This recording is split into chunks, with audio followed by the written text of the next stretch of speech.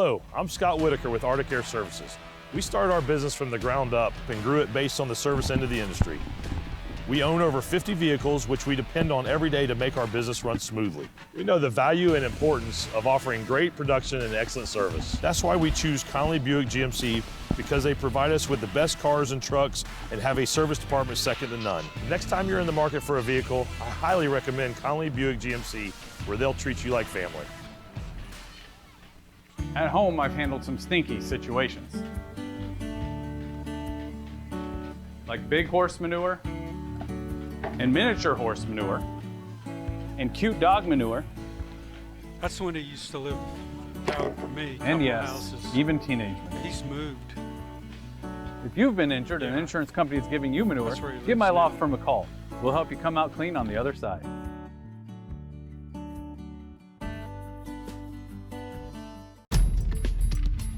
Because I don't want to ruin my game. And vaping and sports just don't mix. Because I care about my lungs. Because it's more addictive than cigarettes. Because getting suspended doesn't look good on college apps.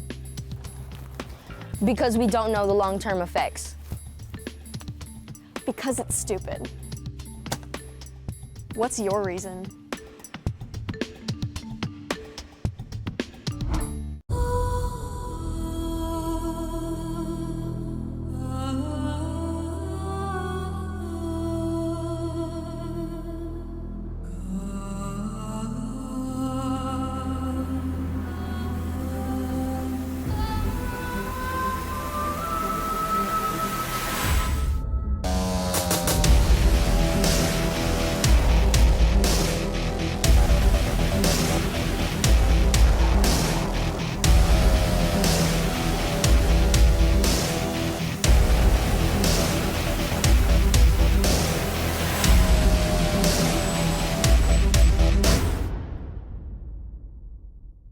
Hey guys, Chris Conley here from Conley Buick GMC. Kickoff's right around the corner. Buckle your seatbelts and hold on tight. It's time for some Tiger football.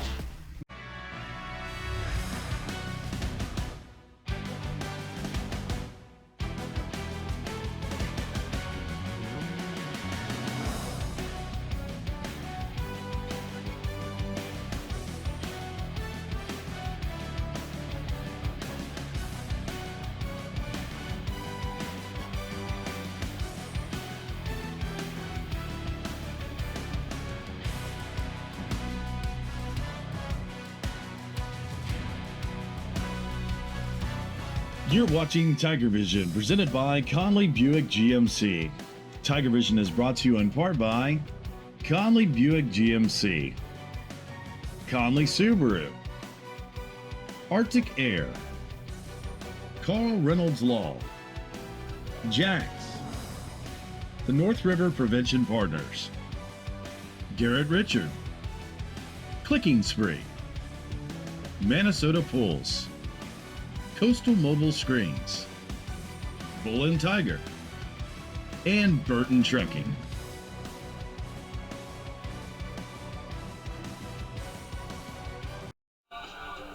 We are live broadcasting from the campus of East Lee County High School in Lehigh Acres, Florida. Tonight, the Palmetto Tigers have made the 109-mile trip south along the coastline and a slight jog to the east to face the East Lee County Jaguars. We again thank the #1 fan base in the world for joining us here on TigerVision as presented by Conley Buick GMC. I'm Brian Varnador, and I'm joined tonight by my broadcast partners, Ken Burton Jr. Welcome back, Ken. Thank you. With me in the press box, or we'll call it the visiting stands. Tonight's Arctic Air sideline reporter is Palmetto High senior Aiden Williams, Steven Johnson in our Atlanta studio. The incredible production stuff of TigerVision as presented by Conley Buick GMC. With that, I'm going to turn it over to my broadcast partner, Mr. Ken Burton Jr. Welcome back, Ken. Yes, thanks, Brian. Great to be back, and thanks to Coach V for filling in. It's a tale of two different teams, but we will pause. And we'll have the most important part of the broadcast here as the color guard approaches the field. We're going to have the national anthem.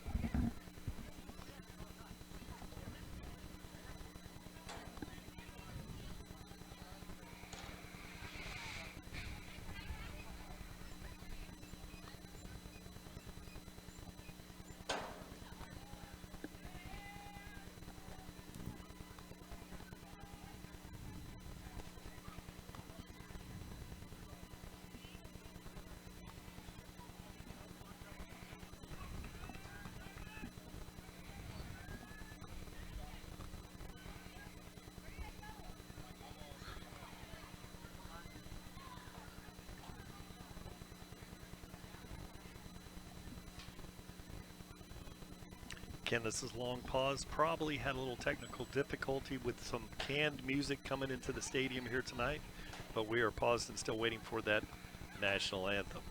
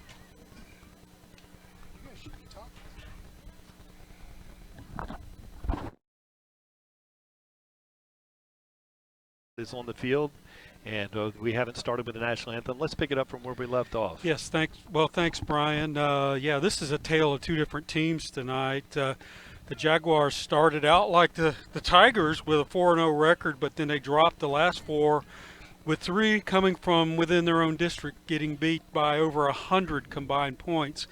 Palmetto, on the other hand, wrapped up their Class 6A district title last week, sixth district title in a row, currently seated number 3 in the latest FHSAA Class 6A Region 3 rankings, with a guaranteed playoff game in 2 weeks back at Harley Stadium. Parish Community's 5th, Leonard is 7th, and Lakewood Ranch is 9th on the outside looking in. Some of those other teams from the past that we may see: Wiregrass Ranch, whom we played in 2021, and Largo, who we played during the regular season in 19 and 20, and we defeated both those teams. The playoffs were today. We would be playing, Brian, we'd be playing Largo. Yeah, and as the Jaguars take the field with the beautiful Jaguar uniforms, very reminiscent of the Jacksonville Jaguars. I wanted to thank you, Ken. As always, you always have the information we need to know come this time of the year, playoff time. Last week, the normally balanced offensive Palmetto Tigers posted nearly 300 yards in rushing, and the Palmetto offensive line and like Michael Thomas and guys like they had a great night, and the running backs made ground beef out of the Leonard Longhorns in a game where two-way players Bantrez Yarn and Marquez Bryson made great plays on both sides of the ball.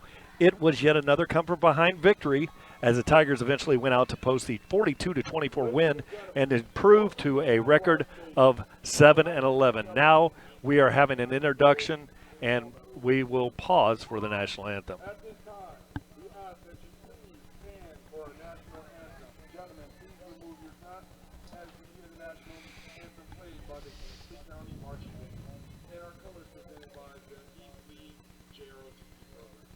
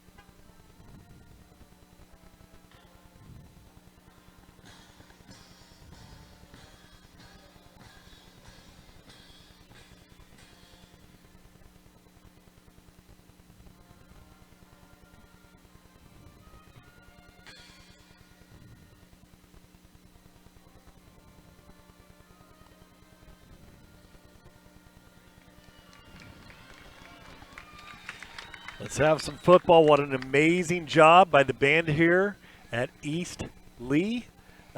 Great to hear live music on the field, and that was worth the wait. Palmetto Tigers have a 7-1 record coming into the game. You know, and I've been so proud of the coaching staff and the amazing job they have done in this crazy year. Before the season, the Tigers were supposedly dead in the water as there was a head coaching change and a massive player defections pre-season. Well, doubters and haters were looking in and telling Tiger fans it was going to be a rough year. But as old Lee Corso of ESPN likes to say, not so fast, my friends. Tiger head coach Eric Sanders' let's win right now mentality was taken up by this team and has been so much fun to watch. Ken. Yeah, talking about the Tigers tonight, let's win right now mentality. Jackson Roth comes in tonight a little banged up on his throwing hand, thrown for 1,365 yards, good enough for 15th best in 6A, 18 TDs with only 4 interceptions and a very impressive 125 quarterback rating. Trezor and Marquez Bryson, who you talked about earlier, Brian, lead the running game, averaging 170 yards a game. That always looks good for a quarterback. Bryson leads the team with 10 TDs, and then throwing the ball. Nazar Pitchford leads with 38 receptions, 7 TDs, is 583 yards, 11th best in the state. Carter and Matt have 26 and 21 receptions, so a lot of weapons there. Now let's take it down to the coin toss. And Palmetto will kick the ball off, and they're going to kick to the Jaguars. And I wanted tonight to stay a special. One great thing about TigerVision, the reason we've made the 109-mile trip down here, Ken, you know, we're watched not only in the state of Florida, all 50 states have watched us, but in Toronto, Canada tonight. The grandparents of Jackson Roth, number 9 for the Tigers, dynamic quarterback. We want to say a shout-out to Ralph, Louise, and Sharon, who are watching the game tonight, and it is great. It's a cool night here in Florida, and I'm sure it's a little bit cooler up in Canada. Thanks for watching tonight, and we're just enjoying having you watching the show. Now, the keys to the game, let's talk about that, Ken, tonight for the Tigers. The Tigers have won a district, so they look to possibly improve on their number 3 regional seeding. Tonight, the keys are take care of business, not the cardiac kids, not to go come from behind. Shut down the run. Make this Jaguars team one-dimensional with, shut down that great running back. Avoid unnecessary injuries, key tonight, like the Bucks, Ken, right? Exactly. With the injuries. And an opportunity tonight to build some depth for a playoff run. Now, back to Ken, and we'll talk about some input on the Jaguars and keys to the game. Yes, the Jaguars are pretty much a one-man show from everything we tell. Sophomore quarterback Joel Delgado comes in with a 53% completion rate, but has only thrown 1 TD pass all year with 3 interceptions. 5 backs have almost 6 backs have over 100 yards rushing, but the feature guy is the senior Lazaro Rogers, coming in with 1,094 yards prior to tonight with a 7.2 average. He's committed to Northern Illinois University already, a D1 program up there. Keys to the game for the Jaguars are going to have to get him going early. They got to stop the Tigers' run on the other side, keep it close, and obviously win the special teams and the turnover battle, Brian. Okay, and Ken, that special teams battle will start here with kicker number 30. Liam Harold is going to kick this one back to a dangerous returner back there. I'll probably pick it up on TigerVision for fans out there. We're quite a ways away from the field. We're in a tent. We're in the visiting stands under a tent. And one thing, it's nice to not hear all the chatter in the press box, but it's a great night for football. Harold kicks the ball off. There's going to be a penalty from the back here. From the back judge, a delay of game on a kickoff. I don't know that I've ever seen that. I can't recall either. Yeah, you would think the guy in the back, he's usually telling the kicker when to kick it, and to get a penalty here to start the game, not off to the best start here. So, one of the things, and the wind, there's a little bit of a wind here tonight. But it's beautiful weather. Beautiful weather. It is slightly at the back of Liam Harold here, but I don't think there's going to make much of a difference here. But I look for a little bit of a deeper, looks like he's setting up for a pooch kick kind of approach. Yeah, they've again. done something different every week with their kickoff coverage, so we'll see what they have tonight. And it's a high, short kick. It's a fair catch. Very late. There is Jadaric Cochran. He's a DB, 5'10", 160. Really a heads-up play. Yeah, apparently they've done their film work because we've done that quite a bit, kicking across to the up back there using the wide side of the field, and wisely takes the fair catch there. And one thing, listening to Coach Matt Arcady talk to his defensive players here before the game, he wants that gap control with this running back here. So look for the Tigers to play good gap defense here tonight. That's going to be their goal, to make this team one-dimensional. They're throwing a little quick hitter out there, bubble screen. No gain. Shakes of a tackle, goes for a gain on the play. Looks like he's going to have a first down on that one. The first down chains here, we're looking at from the sidelines. We're in the visitor stands. It's going to be a little challenging for tonight, but it will be 1st and 10. Ball is spotted right on the 45-yard line. Yeah, I think they've just throwing in 78 times in 8 games. So they don't throw it very much, but nice move there by the receiver. Looks like he's a seasoned veteran. I don't think they have a receiver that has 10 catches. Great start. The running back, nice cut, drives forward into the middle of the field, goes for a gain of 3 on the play. Lots of good film over the last month, actually, with their 4-game losing streak, to see how other teams prepared for their running back Rogers. He is the real deal. He's 5'11", 215. He passes the eyeball test, and just probably one of the better backs that we will see this year, Brian. Yeah, 106 per game, and nearly 9 yards average per carry. That is a winning formula. But the Tigers really have to key on that. Oh, big hit. Nowhere to go. So that's going to be a loss on the play, and there's the answer. That's Michael Lambert. Johnny on the spot, sticking to the gap there as we watch it again. Just missed the block there. He came right through the gap which Coach Arcady was talking about with his players. And that's actually number 55, Demarius Rue on the play. We've seen Rue really come along here in the last 3 games, making a lot of plays across the line of scrimmage for those TFL's tackles for loss. Yeah, absolutely. Now a 3rd and about 11 on the play. Quarterback rolls. He's being harassed, and he's going to take a huge sack on the play. And you're going to see number 15, Arthur Amarin for the Tigers. Great hustle back there. And that's what you want to do with a run-oriented team, Brian, is to get them behind the chains, make them have to throw the ball to beat you here. And you can see, obviously, sophomore quarterback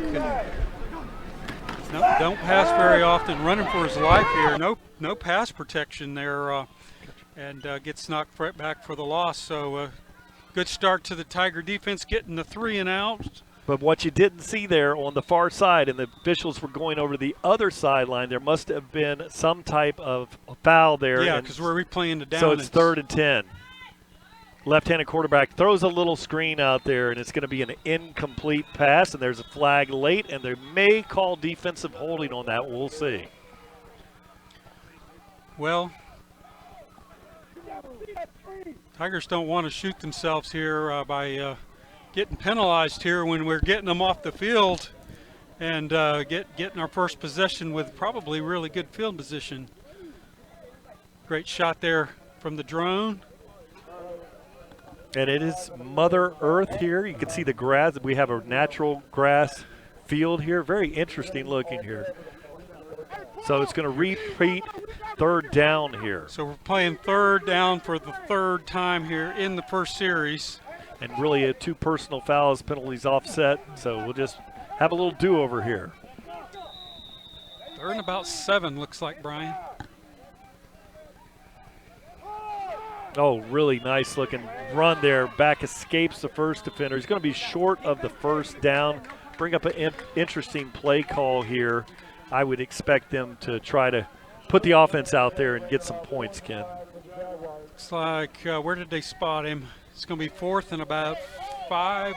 Tough, yeah. Tough. Yeah, they have nothing to lose tonight. They plan to be spoilers, and so. So here they go. Now, first option number 1 is to draw those Palmetto Tigers offside. And that's a good point. That well, they slapped it. They do a wildcat with a dynamic back, and he goes for the first down and much more. So heads up play. You take your featured back, Lazario Rogers, put him in the wildcat. Easy sledding on that play.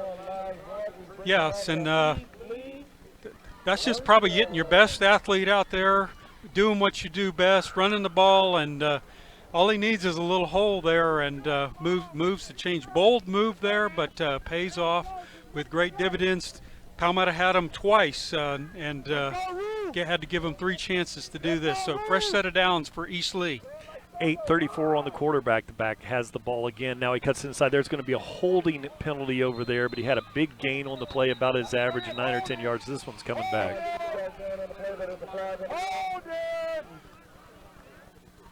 Yeah, that's an impressive average because during this 4-game losing streak, they have played Fort Myers, they have played Dunbar, and those are traditionally sound football programs that we see in the postseason very often. So to maintain even that average against some very good programs here in Lee County is quite amazing.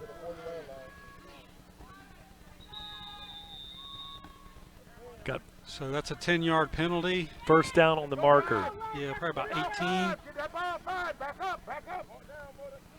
18. Rolls to his left. Got a man wide open out there coming up to make a hit. Fine play was number 5, and that's going to be Carter for the Tigers. Yes, and they're probably going to let them throw that all day and just keep the receivers in front of them and just make those sure tackles. They'll give 3 or 4 yards up all night versus the runner keeping the ball out of his hands because he's the one that can take it to the house. Taking quite a long time to break the huddle here, so you would kind of tip that to be a running play. For a very run-heavy offense, so look out for Laz Rogers, number 1 on this one. Full backfield. Oh, and then they do a little trickeration there, number 2, and is Javarian Singleton. Very deceptive play. You know, everybody in the building here expecting Lazario Rogers on that one. Yeah, as I said early in the pregame, they have 4 other backs that have at least 100, some of them up into 200 and 300 yards. So they can spot him a little bit. They have other guys, and Singleton is one of those ATHs, a junior, 5'8", 145, somebody you got to really wrap up because he's very athletic. Very elusive. Mm-hmm. Now it's a wildcat formation once again. Takes the ball running around the right edge. There's going to be another penalty on the play. Probably a holding, but we'll wait for the official call here. Yeah, one thing we've seen so far is when they it looks like you called it, Brian. It looks like when they do the running the wildcat that they're always going back to their bench side. So something the defense and the defensive coaches, they probably know that to key on. So the Palmetto Tigers accept the penalty. It's going to bring up a 3rd and forever here. I'd count that. What do you think, Ken, looking at it from this aspect? Between 20 and 25? Yeah. Well, no, maybe about 20. It's right in front of us. It's That's one good thing sitting on this side, but it's backwards. It's what we want with a running team is them in 3rd and longs. Oh, yeah, this is a perfect situation here. Now Delgado throws it out there to the right, little bubble, and it goes for a nice little gain on the play of a couple yards. And they're going to allow that all night. They're going to encourage that just as long as they make the tackle and keep them pushed back. So now with a 4th and 10, they got 8 or 10 yards on that. Now I think they're going to punt, but I would look for Rogers if he's an up back. Maybe a fake. They have nothing to lose. Punter looks like he's not that far back. It's kind of a end over end. And it checks up there on the field. You know, you would think this field is dried out after all the storms, but it's going to be down there by number 11, which is Noah Figueroa. The linebacker hustles down there to down the ball. 6'2", 230. Yeah, big kid down in the ball. I'd find a way to get him out there on the field if he's just playing special teams. Anyway, that drive, even though it didn't account to 3 and out, they took up half the quarter with that drive, and that's a sign of a running team.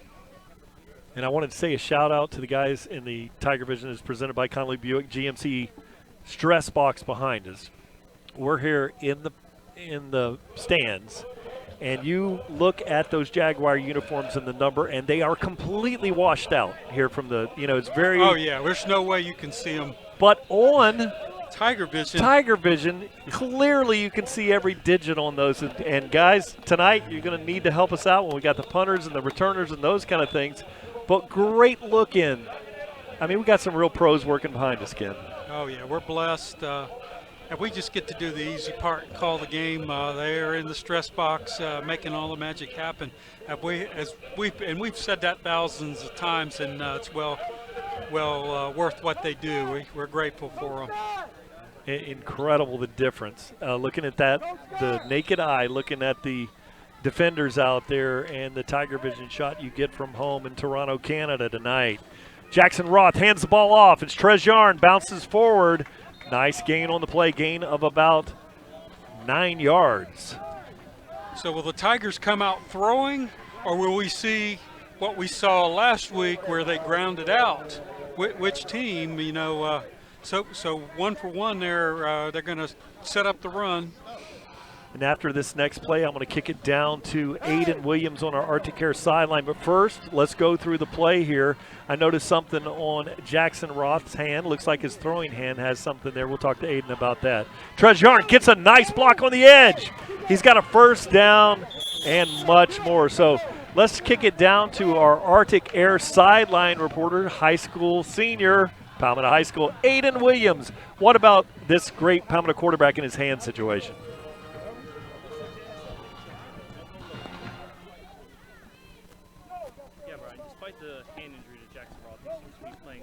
All right, it did not pick up Aiden on that one. So, here's Aiden on the sideline. All right, we'll watch the play live here, Aiden, and then I'm going to kick it down to you after the conclusion of this play. But we noticed here something from the stands, and I wanted to hit you up with that in a sec. Jackson Roth, hand the balls off. Nice jump cut by Van Trez Yard, bounces it outside. And really good tackle there, but a 3-yard gain on the plays. So, Aiden Williams with our Arctic Air sideline report. What's going on with Jackson Roth tonight?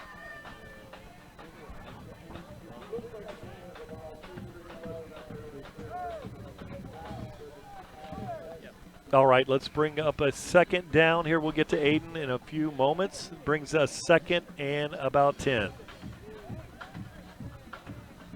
Yarn got back to the line of scrimmage. They could have had him for a loss. Roth throws it. Boy, looks like a nice ball out there. And the receiver and the DB had no idea where the ball was there. So you had. That was Matt. Who's our leading receiver by yardage per game.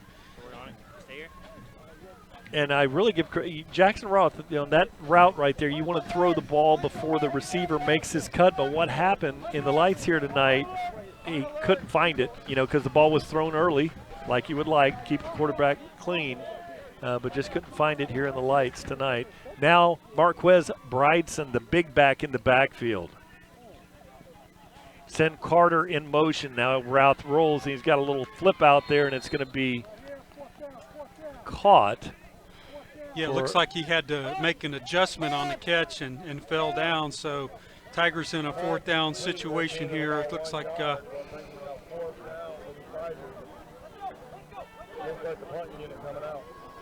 so probably we're going to play field position first.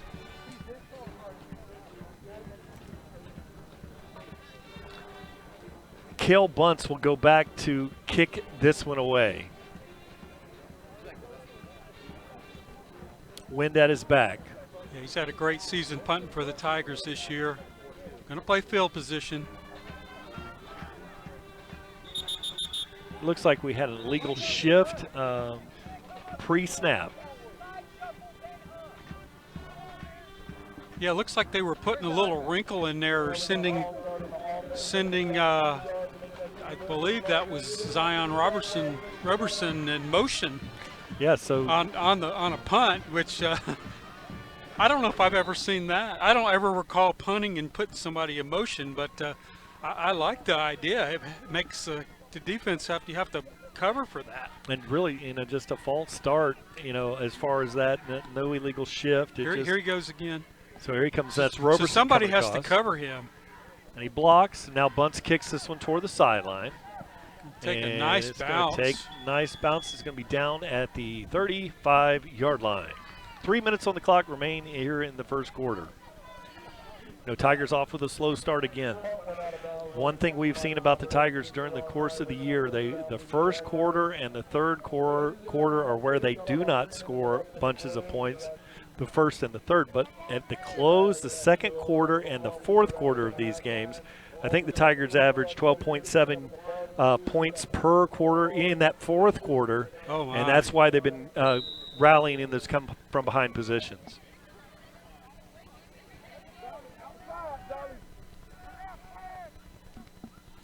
Delgado rolls to the right. He's got some really good speed, cuts it inside, and he goes for a big gain on the play. And that's Lazaria Rogers again taking that ball out of the Wildcat. Yes, and doing some research on him. He's a track guy. He runs a 4.4 according to his huddle. But there were some articles about him running track and placing in various meets. So he's the real deal here.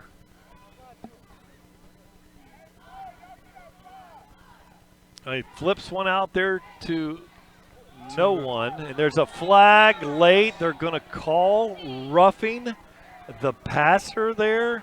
Delgado was hit. I didn't looked pretty clean. It looked like the defender was standing straight upright, didn't drop the crown of the helmet. Maybe we can pick that up again. Good break for the Jaguars.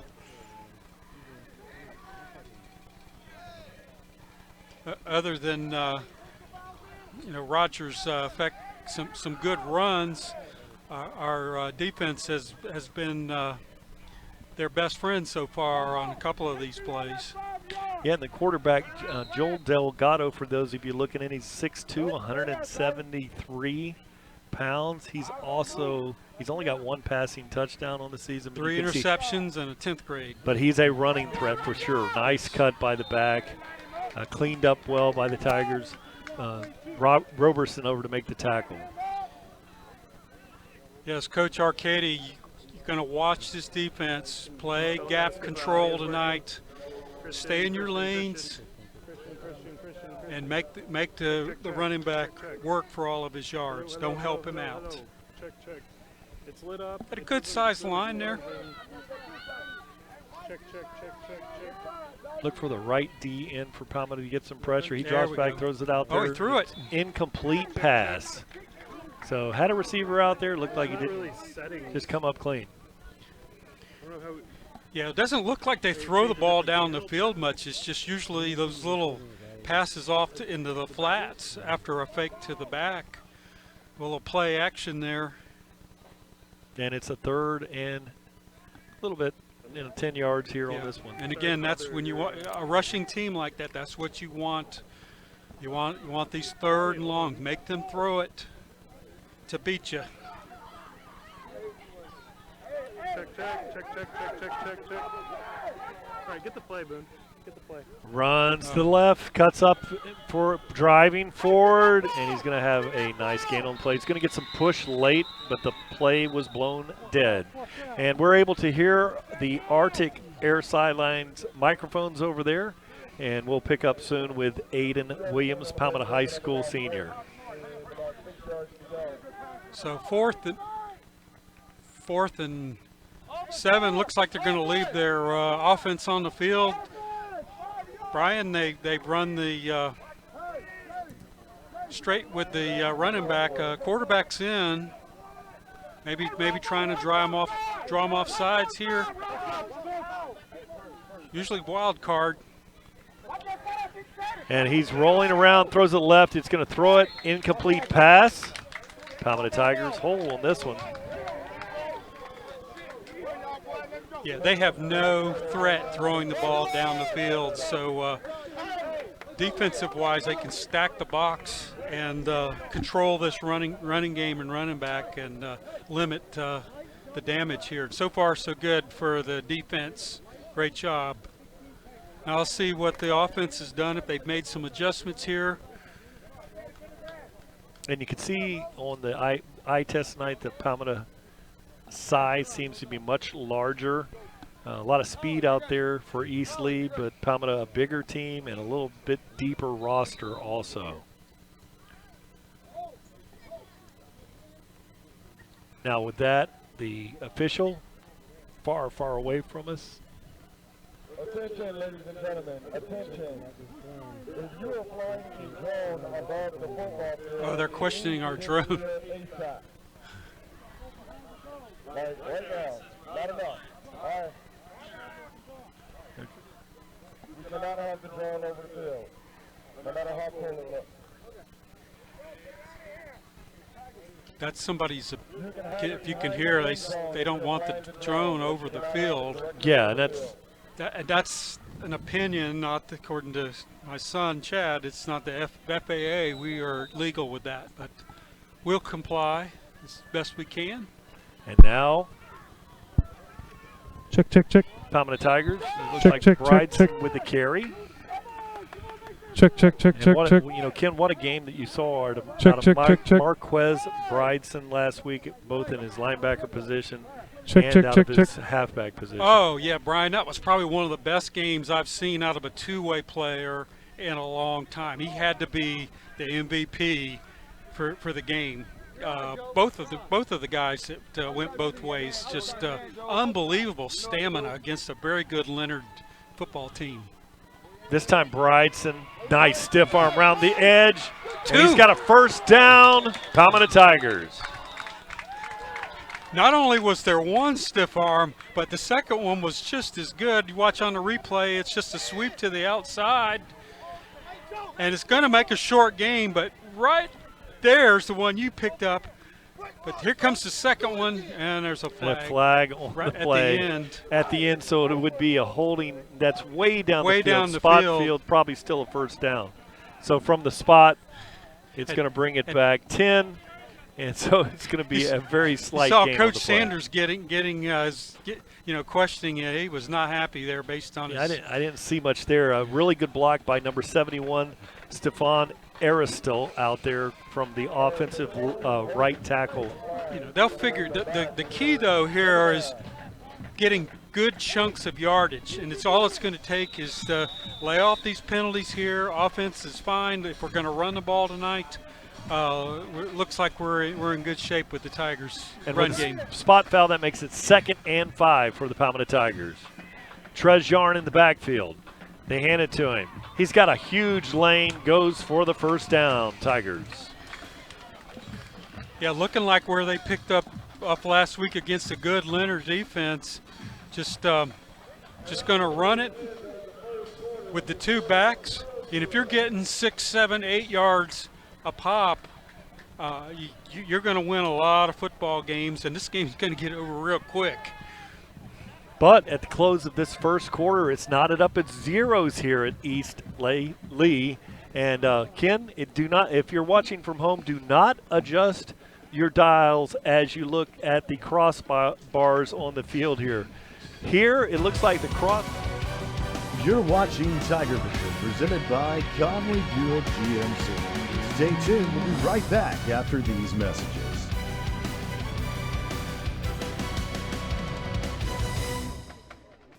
Dad, what's wrong? I don't know how to write this next commercial. Well, what do you want to say? I don't want people thinking we're not big enough or get enough money for our clients, but I don't know how to say that without sounding cheesy. I think I have an idea. How about this one? I'm not that guy. How about this one?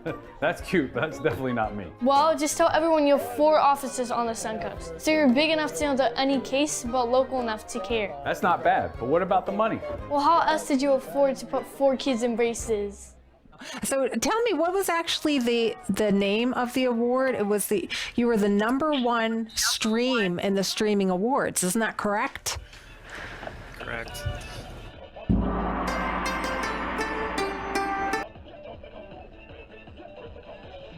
Carter hides behind a blocker. Nice play. Good blocking without holding. Carter around the edge for a Palmetto Tiger first down. Now, looking at the field goal post here on the stadium. Don't adjust we were talking about that before. I don't know if we have Aiden Williams here on our sideline, but those field goal posts are turned cattywampus, and it's a weird looking view here tonight. You know, Brian, it kind of reminds me after the hurricane going by Harley Stadium, our goalposts were bent that way a little too. So, yeah, if I was kicking, I would want to kick for the left upright because you got about an extra foot. It's only about 9 foot off the ground. Back to live action. With a big hit here, finally corralled there by number 19, which is Milese Russ, the defensive back. Tigers are just grinding the ball here. And like I said, if you've got 2, if there's going to be, who's going to be the better running team tonight, we're going to be out of here by 9 o'clock. Because it's just going to eat the clock up. And there's a great shot of him catching a breather. Both of our backs were within 1 carry. One had 104 and one had 103. Talk about balance, Brian. Yeah, coming into tonight's game. Oh, nice little stop and go there by the running back. Drives forward, and a play that really could have went for a tackle for loss goes for a positive gain of about 1. Yeah, offensive line is coming off the ball, and these backs, they're playing a lot of snaps both ways, but they don't need a lot of room to get between those gaps to get the yards. We've seen them both do great jump cuts and 170 yards on the ground average per game. Earlier in the season, it wasn't that high. They've gotten better as the season's progressed. And again, as we mentioned earlier, Palmetto off to a slow start, low scoring in the first quarter. They tend to pick things up in the second and fourth quarter, so we'll see if that trend continues with 10:15 on the clock. And there is a delay of game on the play. Yeah, unfortunate. And this is one of the few high school stadiums that actually has a clock in the that would be the north end zone to our left. It's got the 25 seconds off there. So usually you have to watch the back judge way in the back. He keeps the clock, and the quarterback, he can signal to him if they're getting close. But like right now it's on 14, so that can easily be avoided. Roth looks to his left, stays on his receiver. It's going to fly that one a little high, incomplete pass. Yeah, it looks like that hand might be a little bit more of a factor. As soon as he gets more into the game, they've only threw it 2 or 3 times, so it's still early. So so far it's he's been just a little bit off on his throws, but not far. So coming on to punt this one away is Cale Bunce. Going to be Chase Shophocker is going to fire this one back. And back to return for the Jaguars. We'll pick that up as it goes here. Very low driving kick. That's going to be a good roll. Now get on it and down it. Good job. Yes. Hustling down to down the ball down there. We'll get a look on the Arctic Air replay. Yeah, it looks like they have rehearsed that one. Just that ball couldn't have been 15, 20 feet off the ground with a nice little spiral. It wasn't going to turn over, but you know, as soon as that thing hits the ground, it's going to roll 15 or 20 yards. So he laid it in there inside the 20, and it did its roll, and it got them way backed up deep. As you see the shot here, it looks like about the 1 yard line. You can't ask any more for that. You cannot get a better you would spot expect than that. You would expect something like this on Saturday, but for sure on Sunday. And really had a gunner there for the Tigers, and Shoppucker, the long snapper, in great position. And one thing, when you get so many defenders that close to the ball, sometimes you forget and to call each other off, or you sit there and you watch the ball thinking the other guy has it.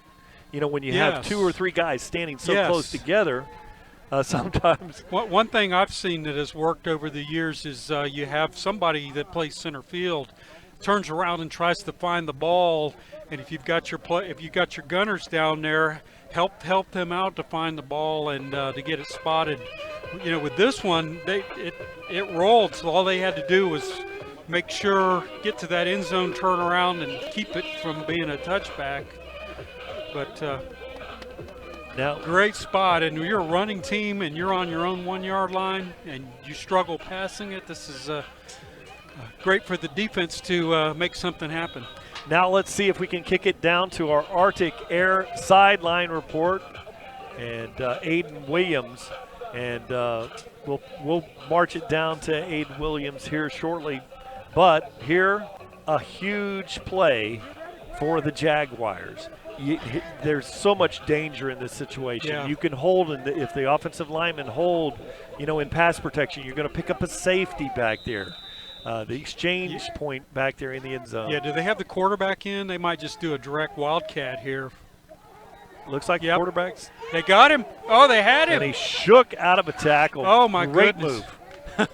That was Stansel there that almost had safety. Well, they're lobbying for a safety here. Did they get it? They got it. Must have said the knee was down, right? Yes, maybe we catch that on the replay. Good pickup, Brian. But Stansel must have had him 2 or 3 yards deep, running that direct wildcat snap. But he pushed them back in, at least by getting outside. As we watch it come right into your living room there. No, that was number. That was Evan Stansel. Evan Stansel. Oh, and that is a safety. Yeah. And the thing about it, coming out of the end zone, going into the end zone, you just have to touch the front of the plane. Coming out, you have to go across the entire plane, and that's coming out of the end zone. Even if his knee was down and it was somewhere on the line. Now, did you watch the spot right here? Great play by the guys behind us here. So Stansel sets that up, and the running back just has nowhere to go. He has to go back in against all the defenders coming right there. And Roberson cleans it up. Roberson cleans him up. Down there, ball is on the right side. Right there, There's your safety. And didn't even get close. Even with the knee down, the ball never crossed. He was a couple of feet into the end zone. Great. Now that's a great call there by Coach Arcady. Great scheme. And one thing they've known now, that when they run the Wildcat, they always go to the right. They switch quarters. They were going towards their bench. So they kind of knew statistically it was coming that way, and they played it well. And great film work there. Great coverage, great call, and then great execution. So Evan Stansel, the senior, and then making a senior play. And cleaning up is Zyro, number 7, Zion Roberson. Oh, my goodness. They got us, Here's Brian. a high. They found us. High. Out of bounds. Out of bounds. So that's going to put the ball on the 50-yard line, I think. Is it usually? No, it was coming out of the end zone generally. So he kicked it out of bounds. If it goes more than 30, it would be – the 50 would be the most. And looking at the first half staff, first quarter stats here, Brian, just typical grinded out game here. 45 yards for the Tiger, East Lee with 49, and not a whole bunch else. Thank you, Steve from Atlanta. Thank you to Steven Johnson from our Atlanta studios. Class of 1981.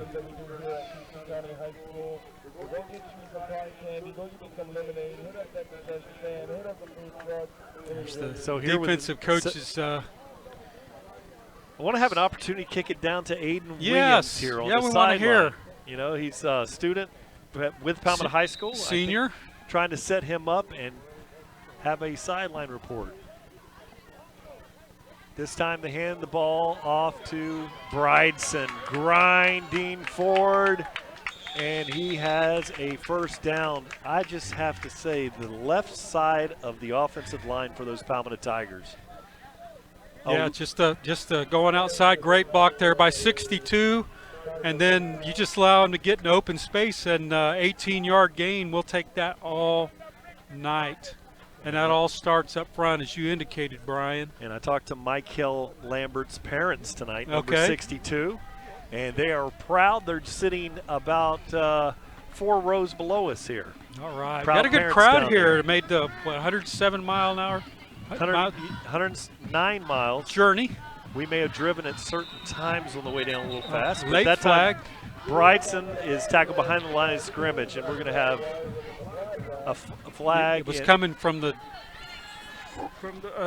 defensive side.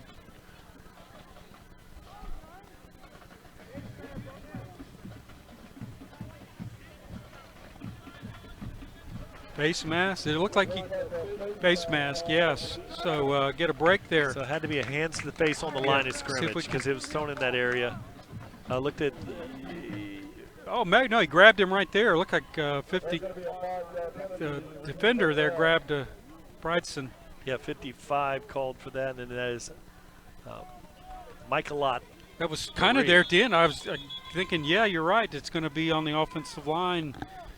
Some defensive lineman grabbing one of our offensive linemen's face mask. But it's right there at the last minute, and the ref picked it up from on the defensive side.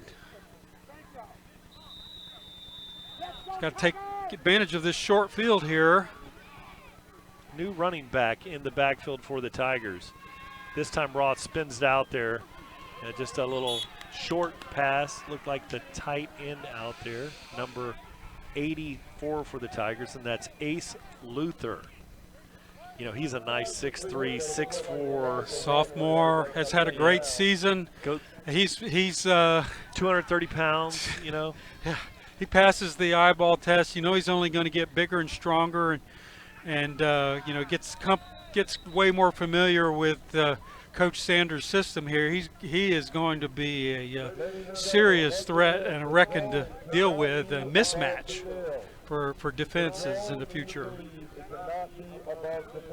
Public address here talking about the drone being above the field, which it's not. But no, they're sitting back.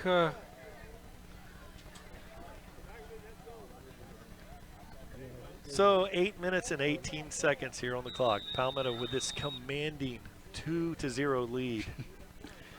Little baseball score coming out of the World Series. 2-0 in the second inning. Oh, big hit on Bryson, but he rolls forward. And good play by the defensive side. We'll see if we can get a number there. That was a really solid tackle. Yeah, it looks like a short game. It could have been a loss. I think all the runs, for the most part, have been positive yardage.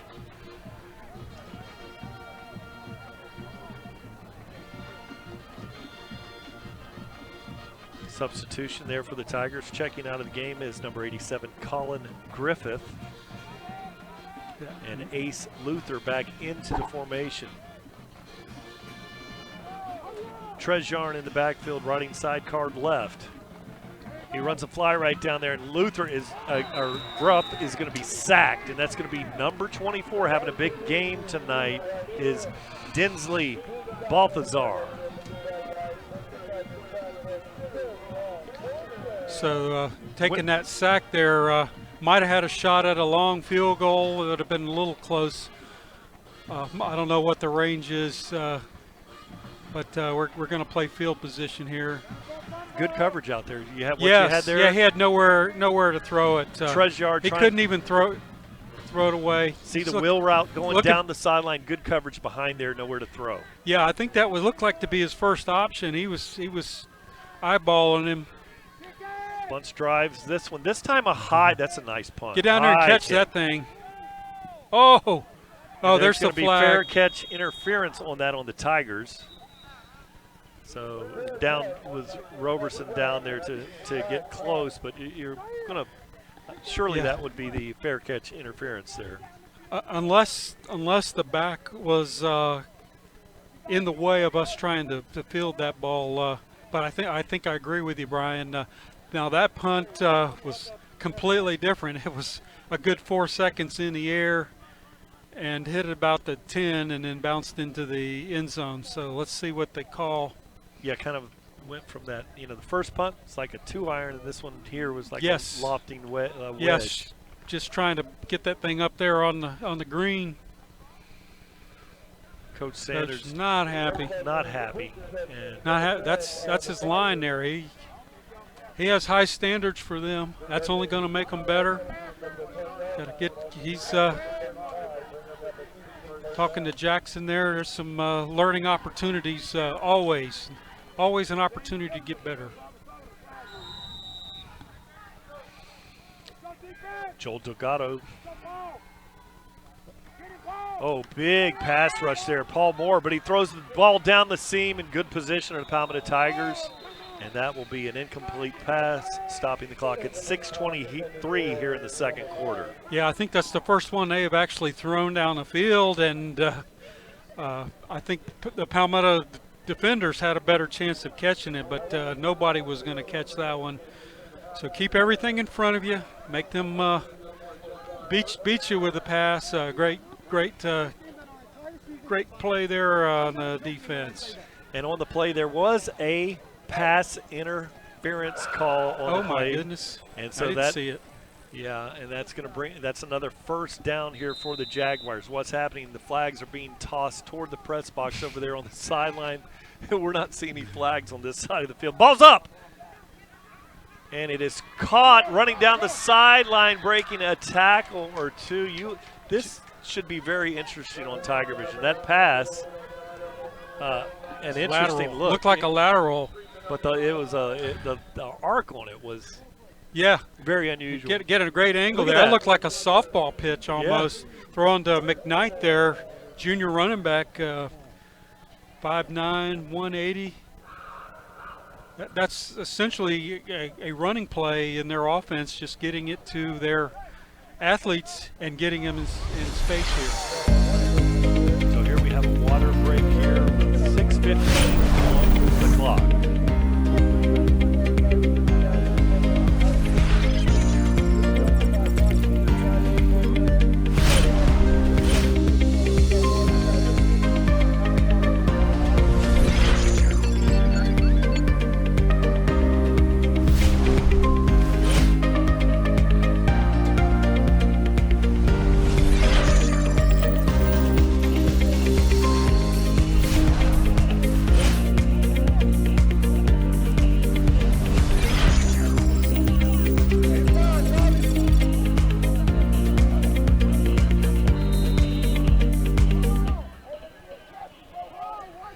Delgado awaits the snap, hands it off to the back. No, it's a fake, and he throws it out there late. Great fake, good Another play flag.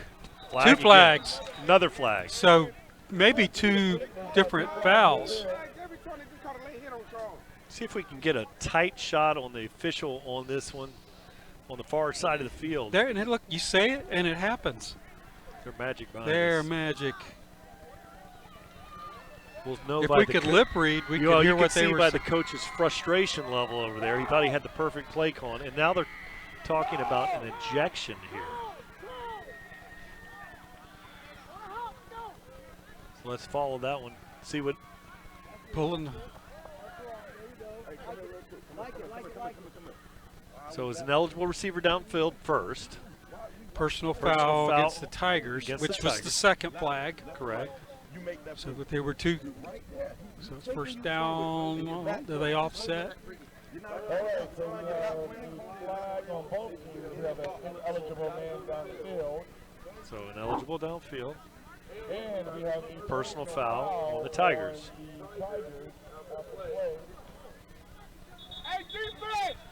This is good.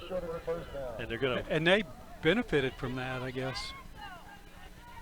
Probably where from the spot. Well, generally, it's a loss of down on the ineligible receiver downfield, right? And then the personal foul after his dead ball.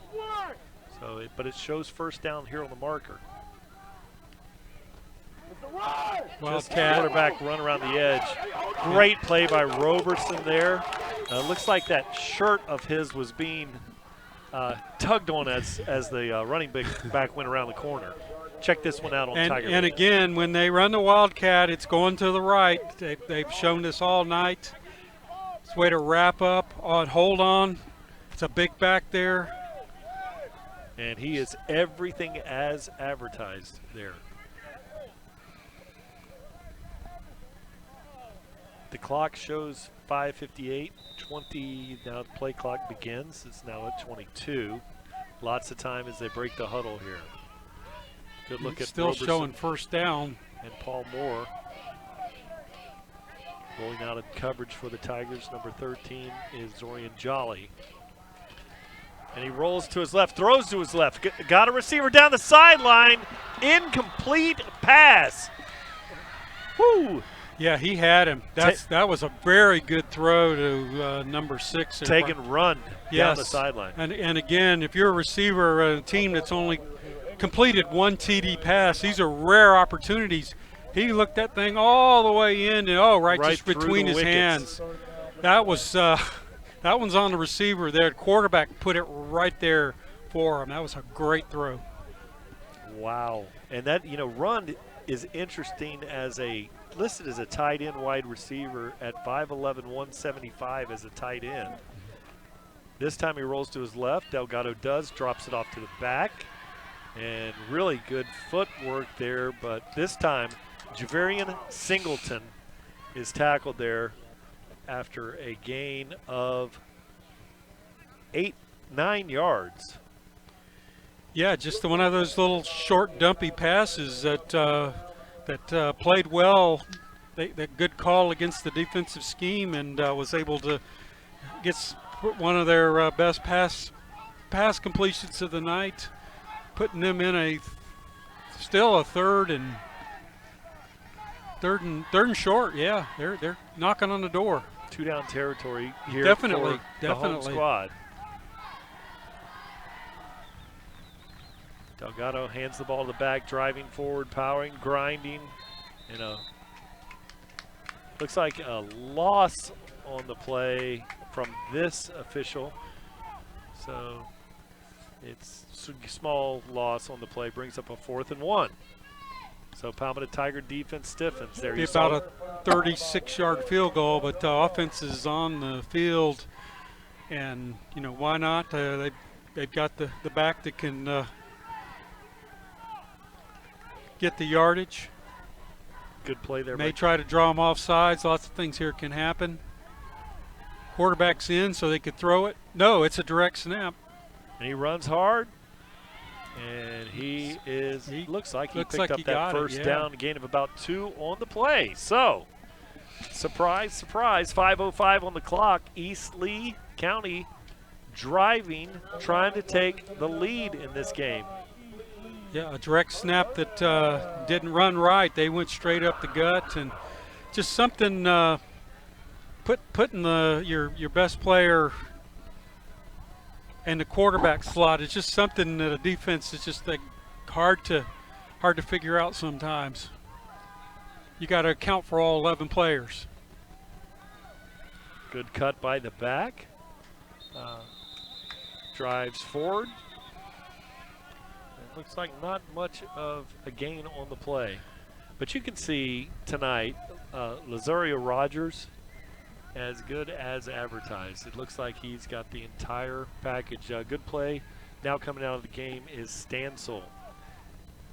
and he's carried the load all season, and he still looks very, very fresh. Like you said, he's a track guy. His huddle page says 4.4, and he's every bit of that. But got to keep him contained, and like they did last time, force him to the inside. Delgado rolls to the right. Now he throws a high one out there, and it's an incomplete pass, just about a foot past the marker. No, not a receiver in the area, but he did get it past the marker. Yes, yeah, I think that was a good throw. Again, you want them in 3rd and long, so they almost have to throw the ball here. Maybe a blitz here from Coach Arcady.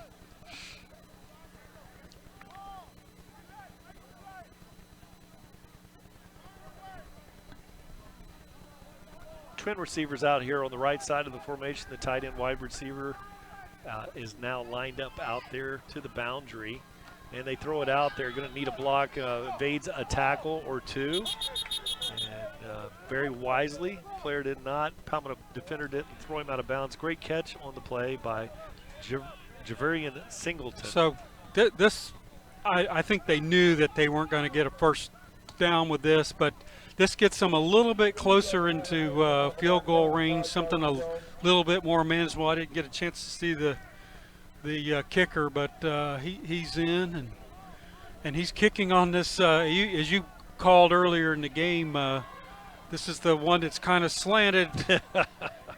Yeah, it looks like about 9 feet on the far side. Yeah, it's like about a 25-yarder. And it's up, and it's, boy, he hit it thin. Oh, wow. But it is up and good. Yeah, if it had another coat of paint on there, I don't know if it got over. But it's 3-2 in this baseball game. Yeah, how about that score? East Lee County with a 3-2 lead with 3 minutes and 3 seconds here remaining in the second quarter. Slow start for the Tigers tonight, Ken. Yeah, this is a grinded out game, and the battle of defenses and running games. And but again, here as we close out the second half, what we want to see the Tigers do is as we get the ball, as we watch this field goal, just got under it a little bit, and but plenty to spare there for the 3-2 lead. Tigers need to take this 3 minutes and 3 seconds, march down the field, get a score of some sort. If they want to keep it a baseball game, we can kick a field goal and make it 5-3. I'd rather see the touchdown. I'd like to see a kickoff return here, but we get the ball, start the second half, and do the old 2-for-1. And now, we don't know what to expect out of the kicking game for East Lee. And to kick this one away is number 28, Ruben Ramirez. High kick. Fielded by a back there, has a crease, shakes a tackle or two, and drives to the 42-yard line. Great return. Maurice Carter on the return. We've seen him do that after he's caught the ball many times. One of our top receivers coming in with 26 catches prior to the game start. The 5'7" sophomore there gets the Tigers in good field position. 2 minutes, 54 seconds. All he needs is a crease. Yeah. Couple of misses there. Number 8 there for the Jaguars might have saved the touchdown. Maurice Carter is kind of a, I talked to Coach Eric Sanders about it. Got a freaky athlete, which you saw before pregame. Yes. He does the backflips coming out of the tunnel. He's like a football player, but he has a little Cirque du Soleil aspect to his game. Very elusive. This time it's Birdsong, who's not playing the elusive game. He's thundering a rock for the first down. Yes, clock is our friend here. We can run the ball. The Tigers have 2 timeouts according to TigerVision. We're going to just keep this ground game and grind it out. And he's running 8-10 yards before he's even touched. So great job by the line there, giving him a little crease to run through there. Stops the clock. And Bryson again showing, how he comes to play every night, takes the handoff, dives in, thumps off a big tackler, drags 3 or 4 more for a gain of 5 on the play. Getting that positive yardage, putting the Tigers where they can really open the playbook here. Got plenty of time. Again, the 2 timeouts. Ooh. Yeah, he is just brutal. Oh, and that's what you call a thumper. You saw the first helmet-to-helmet thump, thump, thump as he rumbles down the field. Marquez just pounding the rock. He's listed at 587, but he plays like he's 200 easy. Yeah, he's a tough one to bring down. Got to down. reverse to Carter. Needs to get a block. And he shakes a tackle, tries to knife under. It's going to be a gain of about 1 on the play. And there's there was some yellow gloves. I saw that too. It's the yellow gloves. We might catch that on the replay. The yellow gloves on the defender came yellow up very hand-like late, thing and showing up. It looked like 2 flags coming out. We're so happy to see the yellow because the flag's been thrown on the other side of the field at the end of this play. So right here at it is right there. Those 2 yellow gloves. Watch there. it fly in right. 19's wearing. Yeah, wearing and those came in, and he picked up his hand, and we thought. You catch those in your peripheral, and that was great. It's the flag. There's 2 flags. Got a player. That was a little bit of fun here. Player down on the field. Or a timeout. I didn't hear. And Palmetto burning timeouts tonight. Here he comes. Maurice Carter. Knife's Then below. there's the yellow coming from the. There it is. There they are. There they are. So it's 3rd down and a manageable about 4. You'd say short 4. Yeah. So probably a good idea to take a timeout here. There's 1:14 on the clock. 2 down territory here. We want to get a score. There's plenty of time. Very wise call, Coach Sanders. Dial up. Let's see what he dials up here. Of course, he's probably has 2 or 3 plays here, and he's going to look over their defense, and he may make an alternate call here, as he's done many times. Nope. Bryson thunders his way forward. First down. That's a pretty easy call. Just run between the guard and the tackle there. Up a little pushing around there. Get your hand. Yep. Great call there. Watch his body lean here. Yes. No, look at that. He's leaning toward the line of scrimmage. But he is already 3 or 4 yards, and then he's carrying him for another 3 or 4, and stops the clock. Got about a minute. Clock's running here. They've started it up. Plenty of time. You can go. It's handoff to Trejarn. Breaks a tackle, and he goes for another first down. It's going to stop the clock. Stop the clock. I would have almost had him fall down before he got into the end zone just to eat the clock here. 46 seconds. But man, there's just I could, as Rick Wells would say, I could run through those holes. They're so huge there. They're just grinding them here. Yeah, really had it 8 yards clear until he made that final cut. We got a stoppage. I think the Jaguars called a timeout. There's 20 seconds, so we'll take that one there, so we don't have to use ours. So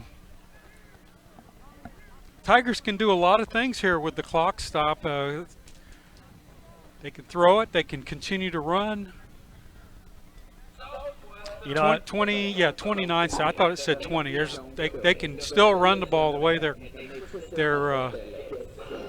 getting 7, 8, 9 yards a clip here. It's very safe to run, I would think. Because you do have another jet sweep, and you do have 1 timeout. You need a jet sweep, and you can run out of bounds. You know, at run out of bounds. Completion of the play, but you got to stop the clock. So you save that for the field goal. It generally takes 20 to 25 seconds to get your team on there to kick it. So you want to save, and he knows that. You want to save that timeout for if you have to kick the field goal to keep this to be a baseball game. And really, the Tigers, you got to get points out of this possession. Absolutely. And you want to do that 2 for 1 because we're going to get that ball to start the second half. Really open this game up.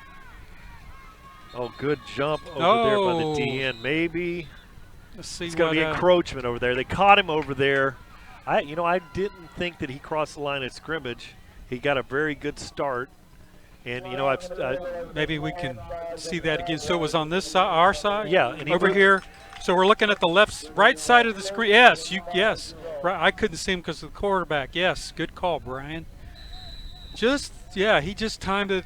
Maybe just changing that cadence a little bit.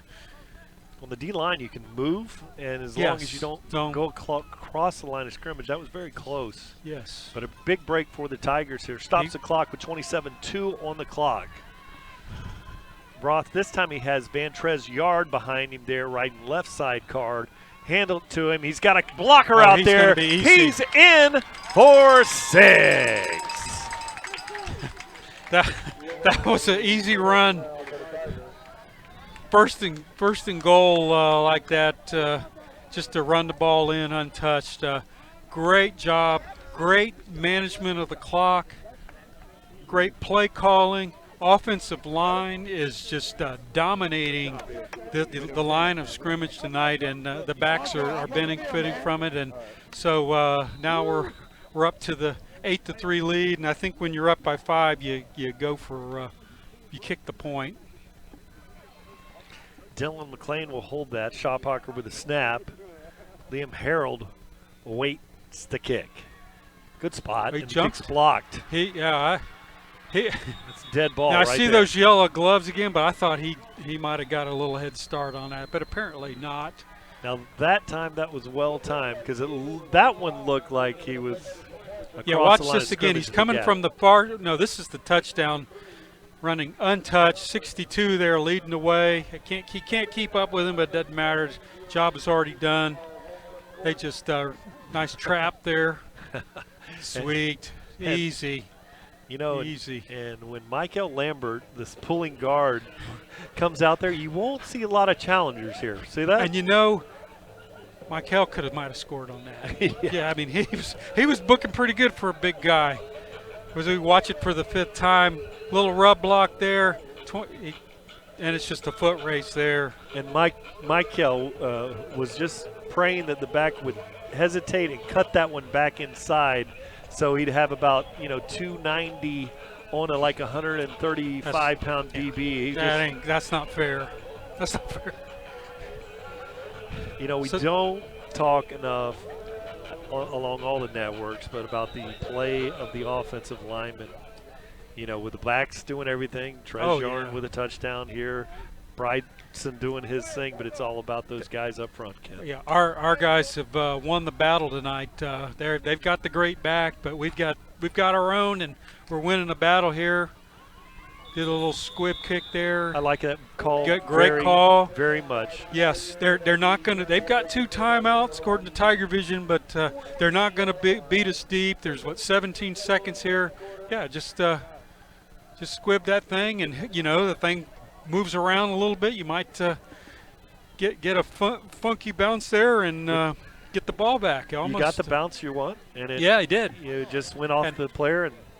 Very fortunate. This young man has really come along as a kicker this year, just a sophomore, and has come along having a great season. Gonna need him in the playoffs. So great special teams and great special teams coaches.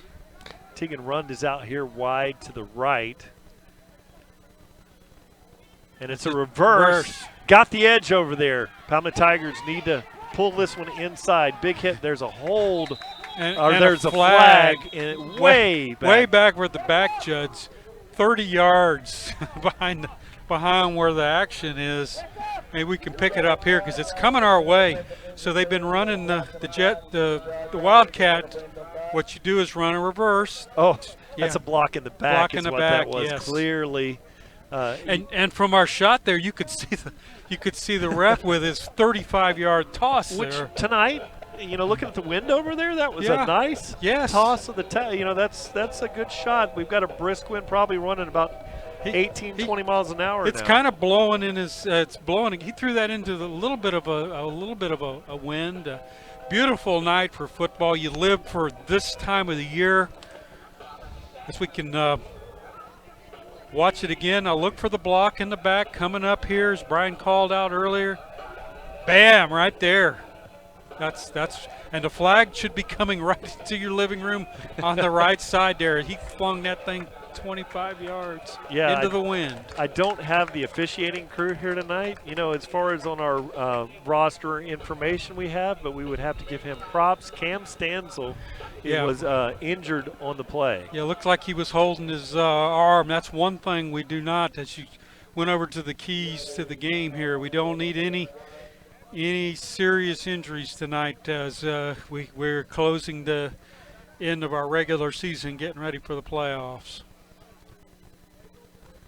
Good crowd here tonight from Palmetto. We may have as many as they have here tonight. All right, during a little music here, perhaps we can have Aiden Williams on the Arctic Air sideline report tonight.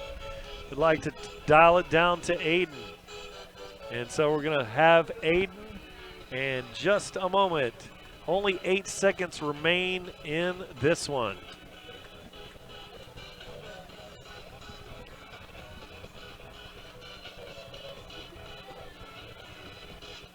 He's right there in front of us. Okay.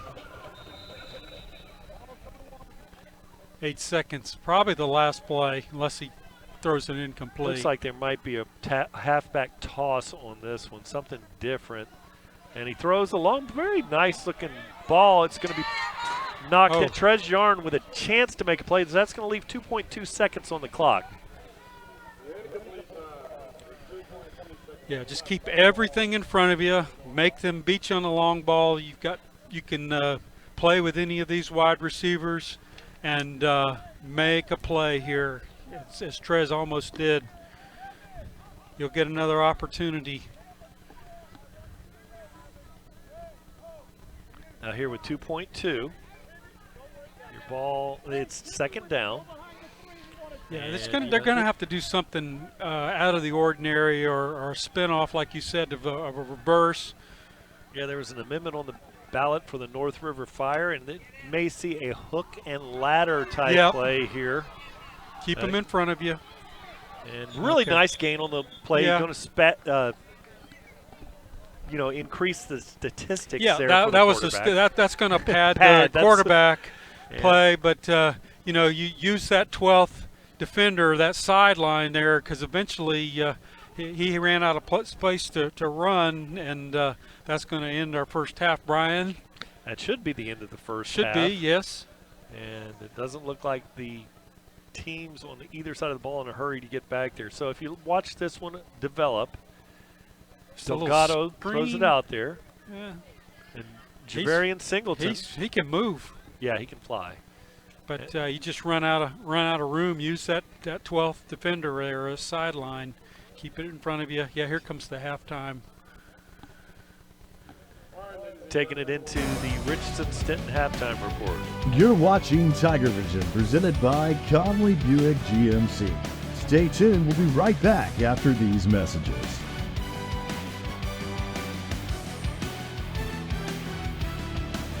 Hey everyone, I'm Bobby Martin, sales consultant here at Conley Buick GMC. Born and raised here in Bradenton, Florida, right here at Manatee Memorial. Right now we have a 1500 GMC Denali. It's a 5.3 V8 gas engine. Here you do get the lifetime powertrain warranty. Also includes 10 years roadside assistance. One of the reasons why you buy here at Conley is because we treat you like family. It's third generation. As many of the people that work here, we are all born and raised here. We take pride in helping the people around us, not only if you're local, but also if you're out of state and everything of that nature. We sell nationwide. One of the biggest things here is we like to take care of everybody. You won't find a better sales staff. You'll never have to settle for anything less than exceptional service. Again, I'm Bobby at Conley Buick GMC. Stop by and see us today.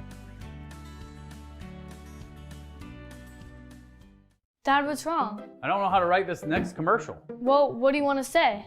I don't want people thinking we're not big enough or get enough money for our clients, but I don't know how to say that without sounding cheesy. I think I have an idea. How about this one? I'm not that guy. How about this one? That's cute, but that's definitely not me. Well, just tell everyone you have 4 offices on the Suncoast. So you're big enough to handle any case, but local enough to care. That's not bad, but what about the money? Well, how else did you afford to put 4 kids in braces? Howdy folks, welcome to Conley Country, where we have a huge selection of GMC Canyons.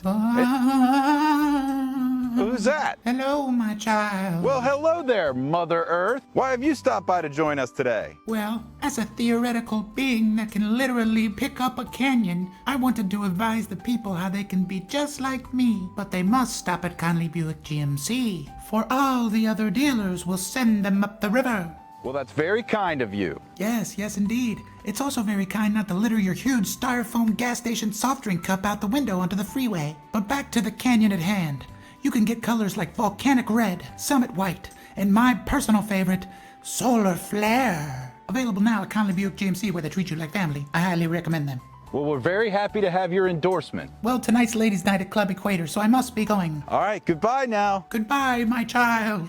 Don't forget to hit the light switch on the way out of the house. Well, there you have it, folks. Mother Earth. Stop by Conley Buick GMC today to purchase a brand new 2024 Canyon. Tell them Mother Earth sent you. Hello, I'm Scott Whitaker with Arctic Air Services. We started our business from the ground up and grew it based on the service end of the industry. We own over 50 vehicles, which we depend on every day to make our business run smoothly. We know the value and importance of offering great production and excellent service. That's why we choose Conley Buick GMC, because they provide us with the best cars and trucks and have a service department second to none. Next time you're in the market for a vehicle, I highly recommend Conley Buick GMC, where they'll treat you like family. Hey guys, it's Alan Conley from Conley Buick GMC. Halftime's almost over, so make sure you stay tuned. Go Tigers!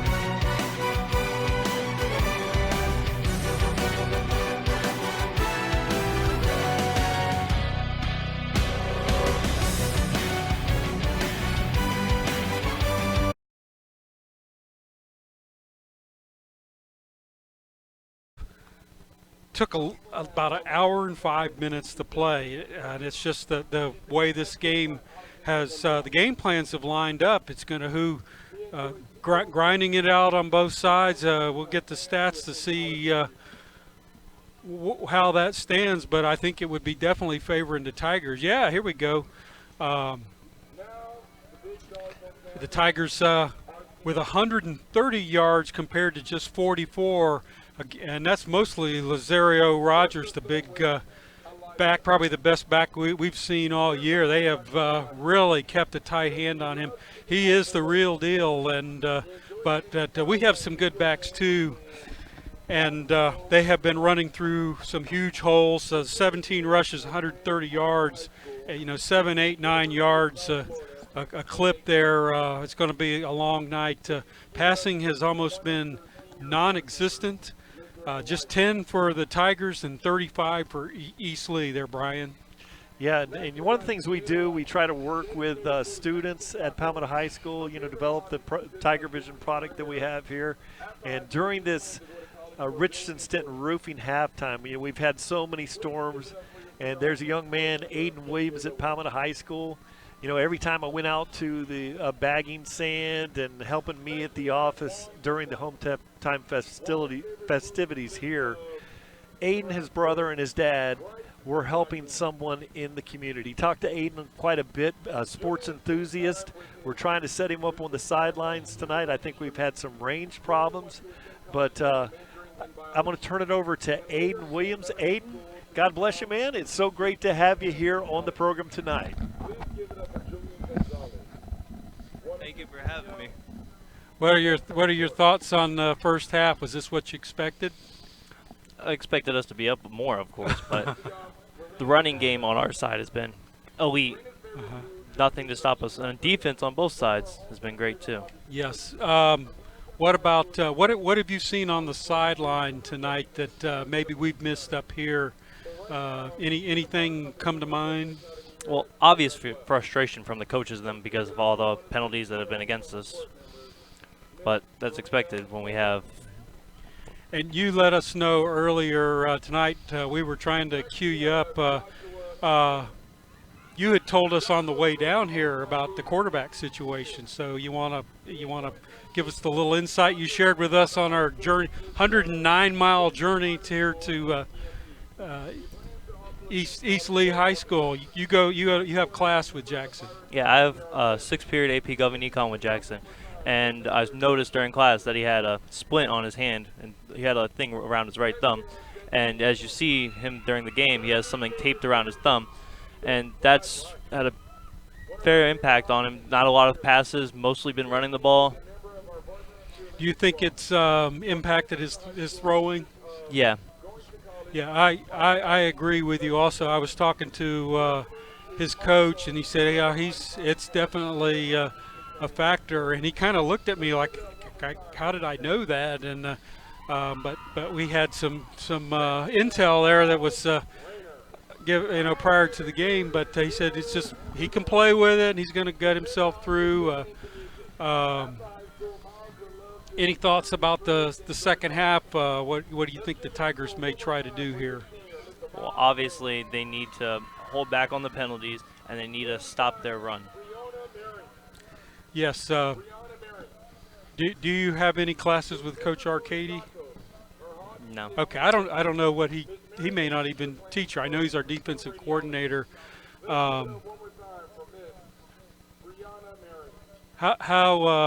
How impressed have you been with the defense so far, with their with their how they've covered Lazario Rogers, their stellar running back? They've played amazing defense. Only 44 rushing yards, held them back fair compared to how they've held our running backs back. Yeah, he came in tonight with over 1,000 yards, and he's played against some very stellar talent here in the last couple of weeks. So yeah, the defense has played lights out. I know Coach was talking about gap, and they so far so good. They've kind of kept him in check.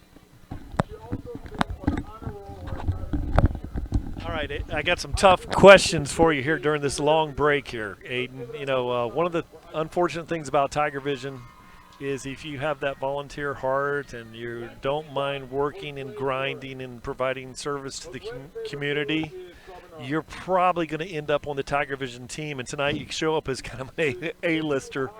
And it's one of those things, hard work pays off, and all the hard work and everything you've done, but sometimes it can backfire. And the old man at the office down the street is like, "Hey, tonight I need you on TigerVision. I need you to do play-by-play." But it's great to have somebody that looks young and fresh and on it. And had some issues. We've had some issues getting the communications down there to you, Aiden. But it's great to have you here. It's so much fun. Palmetto Tigers are going to start with the ball the first possession of this half. Now, what do you expect to see? You know, we've seen great halftime adjustments out of the coaching staff here. The Palmetto Tigers come from behind and they extend things in the second half. What do you see on that first possession? What do you expect to see, Aiden? Well, with Jackson Roth's thumb being injured, I see them handing the ball off way more than usual, and I hope that Bryson and Yarn will be able to split the defense and take us down the field. Yeah, and Ken and I talked about it on the truck ride down here, and I know you were bored out of your skull as we talked to each other, but there's the difference of one carry between the two backs. You know, one had 105 and one had 104, the balance there. And Coach Sanders, what he would like to have is the balanced offense. And I looked at Jackson before the game. It looked like he was throwing the ball pretty well. He had a nice spiral in the ball, big hands. And so I think this is something probably is just, you know, you can sometimes tweak something in there, and it looks like he'll be all right. But we may go back and, okay, I'll give you two options, Aiden. You want to pound the rock, run the rock, or you want to air it out coming out in the second half? I want to run the rock. Run the rock. And, you know, as we talked about in the broadcast last week, the Palmetto Tigers with 292 yards rushing, making ground beef out of those Longhorns.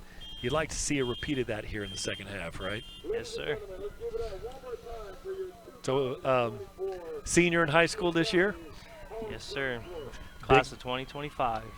All right. Well, I already know. I've seen you enough around town. I already know you're strong. I already know that you can do a lot of construction type stuff. I know that you're in AP classes, so I know that you're smart. And so there's a lot of doors that are open for you now.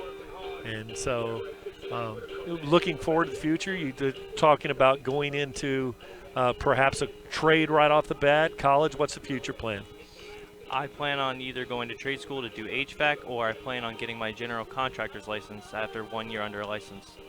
Fantastic. Probably, and it takes a little, you know, the general contractor's license, insurance license, other licenses, law degrees, those kind of things. Those are hard to get, but you know, with the background of AP classes, those kind of things, you'll probably do that with no sweat. Well, I'm going to turn it over to Ken for the hard questions now for you, Aiden.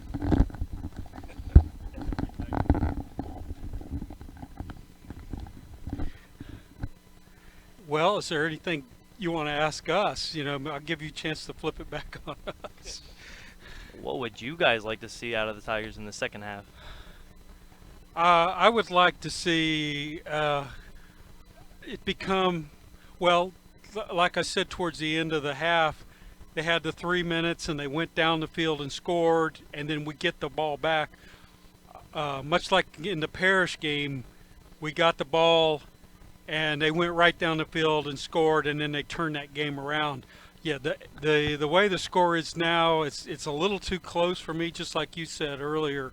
So however they do that, whatever works, doesn't matter. You just as long as we have more points to them at the end of the game. But right now, you know, one big play, one player that falls down, and there's nobody there to back up, and that we could be behind here real quick.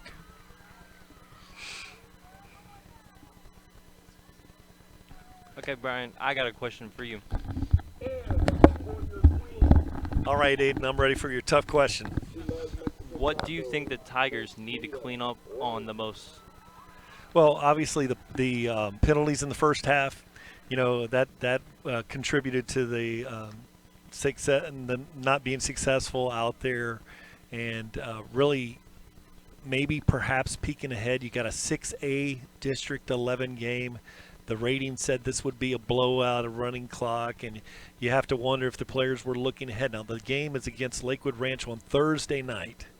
So this upcoming Thursday, these with a quick turnaround, and you have to wonder if, you know, you've been looking ahead. So what I would like to see the Tigers do is to focus on what is in front of them right now tonight and go out there and try to get some points and put a little spread of points on the board. And then in the fourth quarter, you got a 6A-11 district game, but you got to get that point spread out there, then back it off and play some of the other players. You know, there's a lot of talented players out there. You know, you got players that haven't had a lot of playing time. We'd like to see them in the fourth quarter. So that's what I would like to see in this game, Aiden. I completely agree. I think we need to get this lead ahead and show our young Tiger talent some love. Yeah, and you know, and the longer this game goes on, you know, the more likelihood you are to have injuries, and bad things can happen. And the other thing in a tight game like this, you're one turnover or a couple of bad plays away from catastrophe. It would be, you know, you come into this game at 7-1, you want to extend it to 8-1, and that would be rough. That would be rough. Now, at TigerVision fans at home, if you're tired of listening to the drone of my voice, one of the things you can do is look at the scroller at the bottom of the screen here. We will give you insight to the scores around the area, and you can check those out. And we really focus our attention for the production of the performance of the student athletes. We want to get these guys out there and have what they do out there on things like X. And I mean, from your perspective, Aiden, you know, we've got a bunch of guys, family guys that do this thing, and have come into the game. And what are you seeing as part of the team here? Have you found that it's a lot of work to make this show go off? Yep, a lot of work. You need a lot of people, but luckily we have a great team here who can get things accomplished so we can give this show to all the Tiger fans at home. And wouldn't you like to have your, you know, big play or a great shot that you made that people could look at for YouTube on the next 20 years?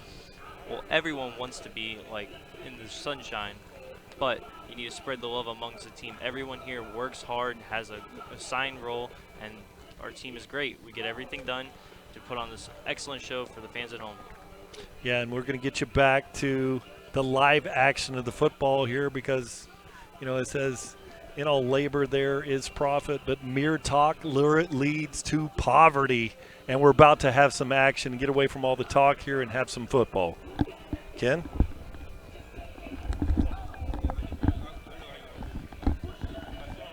Yeah, Tigers are heading back on the field. They'll show up here on your screen shortly. They'll say coming out of the south end zone, right to left. Tigers get the second half kickoff when we resume here. They'll go through their warm-ups, and we should be getting away here momentarily. Some games to watch tonight. It's Tigers in our region. We've won our district. We will very likely have a home game in 2 weeks as we start the state playoffs, but the Tigers are sitting number 3 in Class 6A Region 3. So the number 1 seed tonight, West Boca. Home field advantage in this region is very important because it goes all the way. The district goes north up to Pasco County, comes down to Lee County, but then goes across the state to Palm Beach County. So in Palm Beach County, the number 1 seed is West Boca. They're ranked number 3 in the state. They're 7-1. But they have a tough game tonight against a 5A school called Atlantic. They're actually favored to lose that game. So there's a chance they could go down tonight. The number 2 and number 4 teams, Wiregrass Ranch and Mitchell, are with the Tigers being in the middle at number 3. They will play each other next week. So one of them is going to go down with a loss. And then the Tigers have also, so the Tigers have a tough battle next week against Lakewood Ranch because, Brian, they're on the outside looking in currently as the number 9 seed. So Lakewood Ranch would not be in the playoffs. But we have to go there like we did last week for our homecoming and have to they have everything to play for where they could knock us off, move us down in the rankings. They would squeak into the playoffs. So there's a lot of different a lot of football here left to play, and a lot of big games, and a lot of reason to play football still here in November. Man, I want some great looks here, and I wanted to say I've seen Jordan down there with Aiden. My son Jordan Varnador's down setting things up, but I want to say happy birthday to Jordan, November 2nd. It's a big day for you. That's a big day. For your first child. Yeah, and I will be attending a birthday party with my son Jordan that the wife has set up and missing the Florida-Georgia game. How that's about a that big deal. Well, it's priorities. So that's a big deal. That is a thing you just have to do. You can't miss a birthday party like that. Priorities. Family, faith, family, sports. In that order. In that order. So, so there we go. Yeah, happy birthday, Jordan, and goodness, we've did so many birthday parties with those boys. We had Jordan in November, Chad was January. Christmas was December. Chad was January. Luke was March. And you have Christopher Culpepper had a birthday. Yeah. And then you had Lawrence Shackelford with a birthday. So those boys had it all figured out where they would have a huge birthday party together like every month, and they had Christmas thrown in there too. And families had so much fun, and then you and I would get drug into all those parties on a monthly basis, right? Yes, yes. It's like, oh, here we go I again. still remember on Chad's birthday when we took him to SeaWorld, the crew, and we rode the I don't know, it's the water ride. It's the one that it's the roller coaster that turns into a water ride. It's 40 degrees out in January in Orlando, and we rode that thing 7 times in a row. I think it was for his 7th birthday. Hey, you got to do it 7 times. So we all did that 7 times, but had a blast with them. And so a lot of great memories on those birthdays with these boys. And at the close of this Richardson-Stenton halftime report, Richardson-Stenton Roofing, we once again, as we look at the field conditions here and around the county, the community, we thank Richardson-Stenton Roofing for keeping those secure roofs over our head, a shelter in the time of storm. Now we're going to have the kickoff, and approaching this one. And it is a high short kick. It's going to be fielded there. And it's Carter. Oh, my goodness. Carter's off to the races. Down the sideline. Man, they've got some speed in coverage, and he's all the way to the 22-yard line. So Maurice Carter catches this thing on the 30. Well, you want to keep everybody inside the 30 for great coverage. So they just plop this thing up to him, and he catches this thing and then turns the Jets. Catches on at about the 26.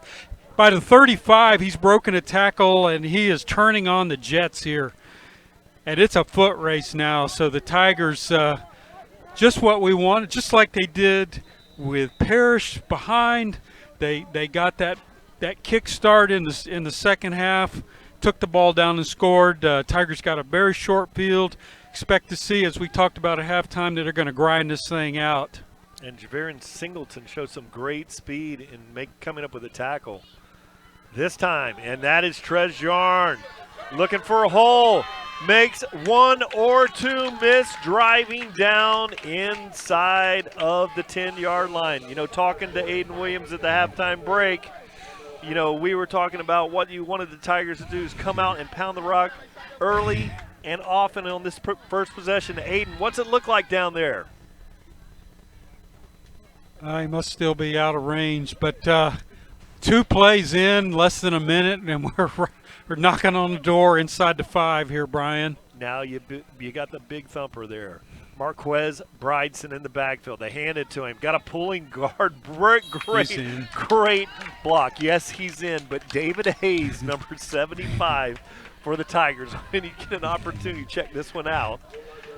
Bryson's doing great, but look at the big fella out in front. Yes, and that's where the game has been won tonight, has been in the trenches with the Tigers.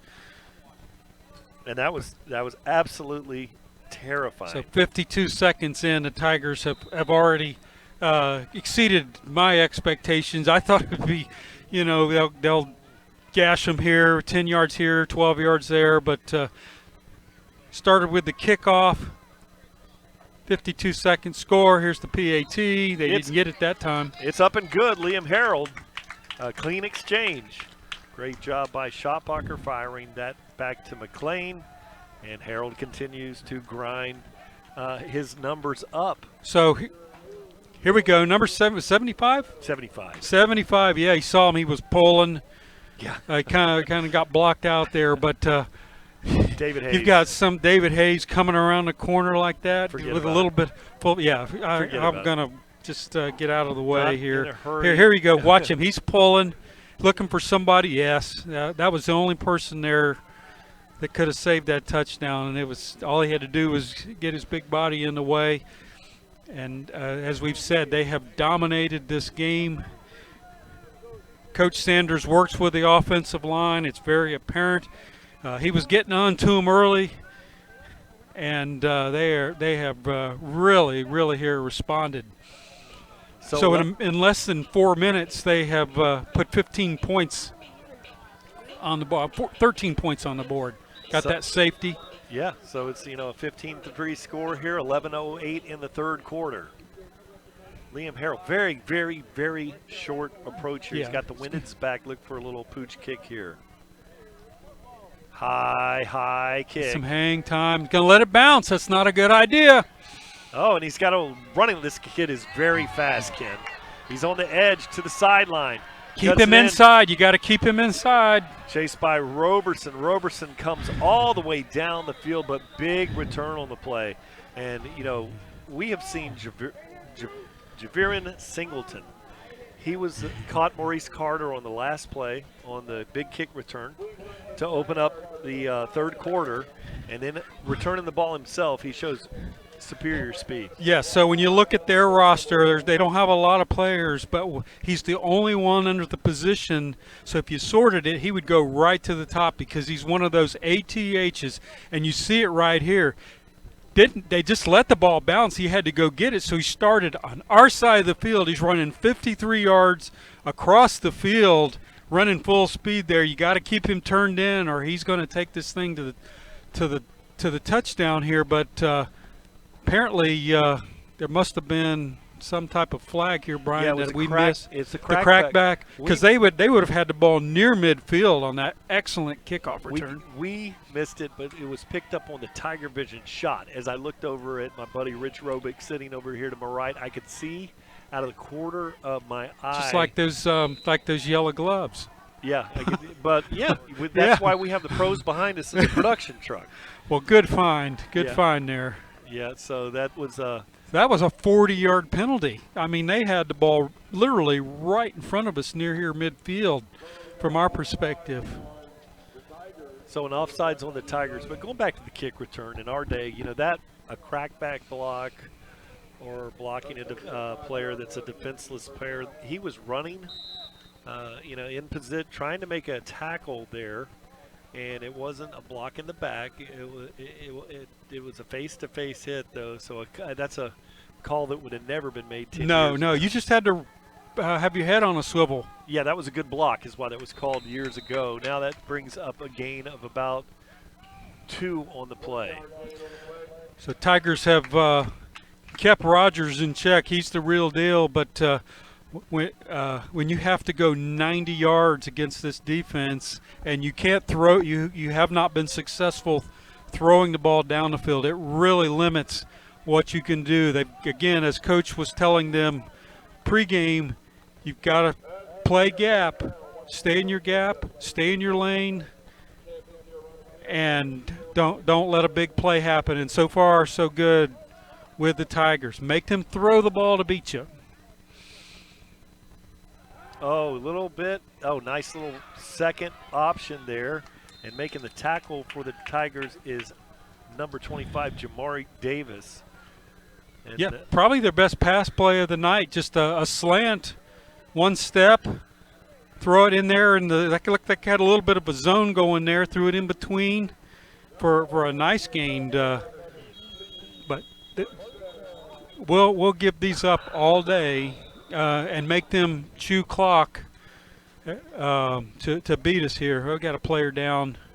Stephen Alexis, the receiver on that play, number 10, shows good size out there. He's running back, tight end, strong safety, 6 foot, 203 pounds. But, for a 200-pound guy, that was a very crisp route out there. Ball delivered on time. Delgado showed nice arm talent on the play. It looks like they had run that play successful and that they were a passing team. Looked very normal, like they didn't have to really do much to make it happen. Now, doubtful. This is worrisome tonight because on tonight, you got a game Thursday. You're seeing an injury out there for a Palmetto Tiger player on the field. Number 30. Hopefully, it's just the breath knocked out of him. He's moving his hands there. Okay, not listed on my roster here. Maybe it's JV player. Yeah, I don't know if that's 32. I don't know if you got a number on that. I didn't see. Yeah, 32 would be Stephon Gibson out there, a senior. Here he comes off the field. Looks like he's It's number 30, 35.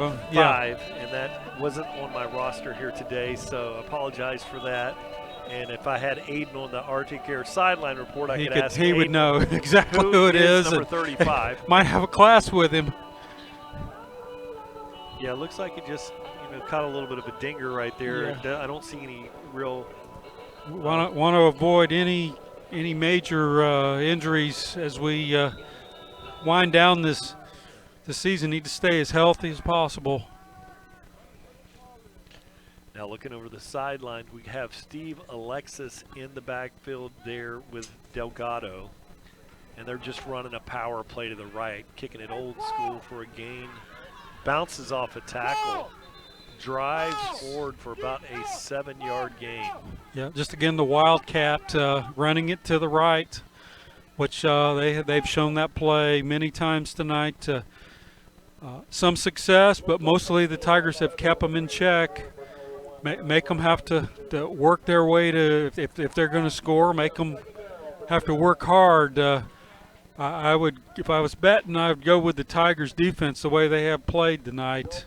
They only had less than 60 yards of I can't remember what the number was, but it was not a whole lot of total offense in the first half. Oh, there's a little movement by the wide receiver. No call on the play pre-snap. And that was interesting because the receiver went across the line of the scrimmage and then came back and was moving as the ball was snapped. Was it on this side or this? It was on this side. This so side of the field. Catch it again. You can point it out. So he got away with one over there. Yeah, that happens. That happens. Yeah. That's we've had our. It's timing that snap count. It's a game of inches, as they say. 3rd and less than 2 yards on the play. Delgado waits, and he's just going to run forward, and that's probably the back slipped in with a Wildcat. That's Rogers, yeah. Lazario Rogers. Number 51 for the Tigers, hustling off the field, and that is Chris Gibson. Yeah, maybe his helmet came off.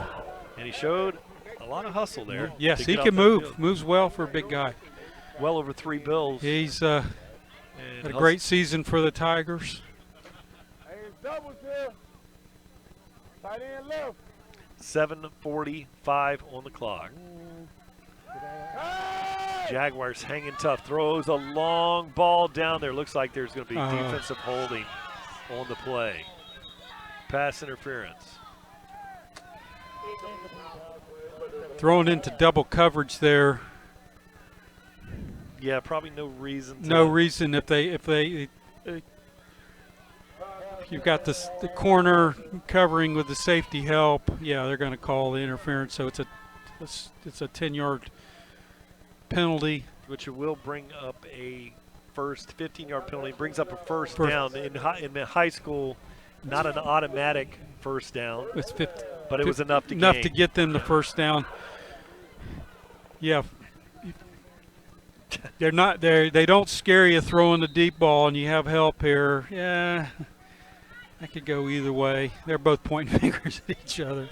Oh, good play! Oh, they had him. Breaks the tackle down the sideline. Oh, there's a late one right there. That's going to be late hit. Oh my goodness! No call. Oh, say well, we may have dodged a bullet right there because you add 15 yards to where they are, and they're in. Javarin is a player. I mean, yes, he's been very impressive. Speed coming out here, well out of bounds. Now that probably should have been called a penalty there. Yes, we dodged a bullet on that one.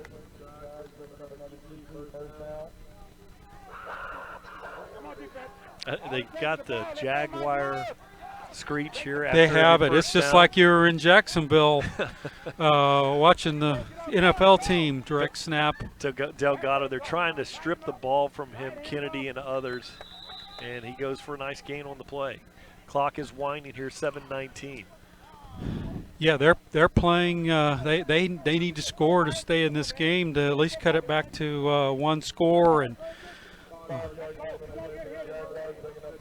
the Jaguars tonight, you know, how do you compete with a team that probably has bigger, more athletes out there, you know, and you can see there's some athletes. And the momentum, you know, they started out 4-0 like we did, but they've lost their last 4, and we've been 3-1. It's a tale of two seasons. How do you do it? You go back to the old formula. You manage the clock. And you keep it low scoring here. You keep it low scoring. Yes. You keep it a close game. You play close to the vest. You play good defense. And so it's a confusing formula, you know, if you bring that 1950s to 1980s style football, because people haven't seen it. And that's why, you know, teams like Vandy in college football have a chance to go out there and knock out an Alabama, because they go back to the old formulas that no one has seen in such a long time. And you only have 1 week to prepare for it, and you don't have the personnel to run it because you didn't recruit those kind of players. That's exactly right. So this time they do a naked bootleg around the side. Really good nice job. Run by the quarterback. Nice run, but good containment over there by the. And to the Tigers' credit, as the Jaguars are marching down the field, they have done well containing these great players on this Jaguar team, these great athletes in the skilled positions. They pretty much held them in check here, and it's been the contain and a great block, pushing them back in. Great block by the running back, you know, who's a runner, Rogers, with a great block on Quez. And he's lined up in the hit, blitzing. Now this one's not going to work. Bryson this time. No. He's like, you're not going to block me this time. Similar type. The last time Bryson got blocked by the back. This time, you can see he came off with fire in his back pockets. Yeah, absolutely. They sent the house there. There wasn't enough people to block everybody that time, and as we watch the replay, they're sending the house. Look at that. There's only 5 linemen, and there's probably 7 or 8, 9 in the box. They know they're going to run to the right with the Wildcat, and there's just more players that can be blocked, and they had no chance. Yeah, Hills with the tackle, but Bryson really across the line early and brings up a 4th down. So it's 4th, and looks like it's short, like a foot. So obviously they're going to go for this, and what they've run in the past would be the Wildcat to Rogers straight up the middle. They just pick a gap. All right, Aiden. It's a 4th and a very short. It's time for a big stop. Aiden Williams on our sideline report. This Tiger defense has to bring up this big stop on 4th down.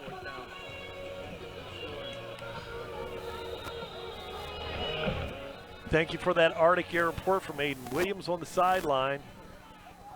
And now Palmetto Tigers have the ball. Oh, they have the ball. Yeah. My bad. Well, they stopped chain him. gain is showing 4 over yes. here, and what we're seeing on this side of the field, it's not a dial-up chain, it's a flipper, I guess. Yes, and so he forgot to flip. Well, it may show 1 on the other side, Ken. You're right. No, it is a dial-up. It is a dial-up. Confused. Okay, yes. so he's confused over there, so we're okay this time. But it's 3rd down now, but it should be second down. It's second down on the mark. So if he doesn't do anything and we don't get a 1st down, he'll be caught up. Okay. So the referee is looking at the PR. Get it right, man. He's got the second 2 on there, so we're right. Yep. And eventually, we figured it out here at East Lee. Ball's loose. And, okay. Oh, we got it. We got it. Bryson or favorable bounce there. Bantrez Yarn on a good recovery. We've had no turnovers. I believe tonight, and that could have been the first one in a bad spot, and the quarterback playing with bad thumb tonight. You do not want to get that hand down there. Dylan try to grab that ball. Now that brings up a 3rd and a bunch. 4:21. Obviously, look for something like a screen. Yeah, I'm agreeing. A screen and then set up some blocking. Oh, they jump offside. That's going to help a little bit. Yeah, so we'll get 5 of it back. Offsides, defense. So we got basically what we lost there, almost probably. So it's going to be 3rd, still behind the chains, probably about 14 or 15, Brian, a screen, a reverse. Or it looks like you have a single high safety. You want to have a combination route, drive the same. Yes. Now it's dropping back into a cover 2. Yeah, so a wheel route if they're going to throw it. They're going to stop and think about it. Probably very wise here to burn that timeout. Yeah. Look over the defense. As you said, they were in a single high, but then immediately dropped back into the 2 safety look. So pre-snap, and then we really didn't. With So the play clock expiring. Yes, and then looked like another learning opportunity there. So Coach probably had a couple of things dialed up, and they've got to manage their time there. Well, you can tell the Palmetto Tigers are feeling very loose out there. You saw the offensive line out there. Yes. I think Coach would not mind that as long as they executed on 3rd down. Just having a good time here. So you just see great shot there. Michael Sanders looked very smooth out yes, there. there's 2 big gentlemen there. Got some moves there. Got the mouthpiece going. No pressure, 3rd and 5 with early early start for the Tigers. Jackson Roth, he falls on top of that. There's those yellow hands again. I got you again, didn't But that is 2 snaps here that have been trouble for Jackson. So let's cut our losses here. Let's punt this thing out here and play defense. So you can expect a kick here from Cale Bunce. Now what we do know, we've had enough time to see here this number 2, Javirin Singleton back there to return this one. Yes, he's dangerous. He can fly. Oh, a lot of time. Oh, they blocked it. That's what you did not want. And the ball's still live. Special teams touchdown. And it is in for 6 now. Looked like a breakdown on the right side. They blocked an extra point earlier where they had a timed player that timed and was able to easily block the kick. But look on the right side. It looked like he had to go back and get the ball. He's right-footed, coming back to the right side and easily blocked. And just what you did not want to happen. And a special teams play can turn a game around just like that. So a little bit of momentum shift here with an easy score. It looked like that was number 37, which is not on my roster here. So that's a sad situation. Unfortunate to get his name in there with the block and the touchdown. Right? Same player. Same player. Running one on late. So with 3:04 on the clock, the kick is up, and it is good. So now the Palmetto Tigers are leading in this game at East Lee, but the score is surprising. Palmetto 15, East Lee 10. Yeah, as well as the Tigers have played tonight, the score does not reflect it. And just two missed snaps on the center quarterback exchange as we're looking into the, as you call the stress box. They're doing a great job in there. So the two missed snaps and then the block kick, and we got us a ball game here. We still got a ways to go. We still have 15 minutes of football to play. But if they continue to do what they've done in the past, they're going to kick this ball to Carter, who's sitting over there waiting for it, and we're going to have great field position. Yep, very early in the game. I do not expect to see any kind of onside kick. Yes, it's too early for that, but lining up over on the par, I expect them to kick it over to Carter again, which I would not do. Maybe since he's lined up over on his side, they're going to kick back this way. Well, Shane Partridge, Partridge had a lot of time as a running back in his development, but this one is pooched to Carter over there, and it's fielded by an up back. And going for a nice return. Ball is spotted just shy of the 35-yard line. It's Green on the return, a junior. But 35 yards, decent field position. Tigers just need to forget about this last series. Yes, you want to forget about this. You got to have short memories. You can't take 3 steps either. Got to get rid of that thing. Got to have a short memory here. Get back on track. Let's get this running game, which has been effective all night, and pound the rock, as Aiden said. Is our goal here for the second half. Yeah, you had a chance to look at that blocked kick. Amazing. Junior Bontemps, number 32. Thanks for the TigerVision shot so I can get back to the correct player there. But what a great play off the carom. Now the Tigers have it. And, breaking a tackle is Bryson. Still going. He's at the 50. All the way down to the 39-yard line. Eventually tackled there by number 16. And that was Diobe Bontemps with the tackle. And yes, that's Bontemps. He saved a touchdown. And you thought there was right here when they had him for a loss that you were going to see a momentum shift continue, but not on this play. Ended up being a touchdown-saving tackle. I mean, he was off to the races. Nice chunk of change there, flipping the field like that. Get a breather. 2:19 on the clock. Palmetto Tigers really need to put some points on this board, leading only by 5. And that, looking at the clock, there's a play clock on the scoreboard and on the other side. And of the on field, the far and side, expires. yes. Now the good news is it's on a first down, so it's going to bring up a 1st and 15. And when you're averaging 7, 8, 9, 10 yards a carry consistently through the night, it's easily can be made up here.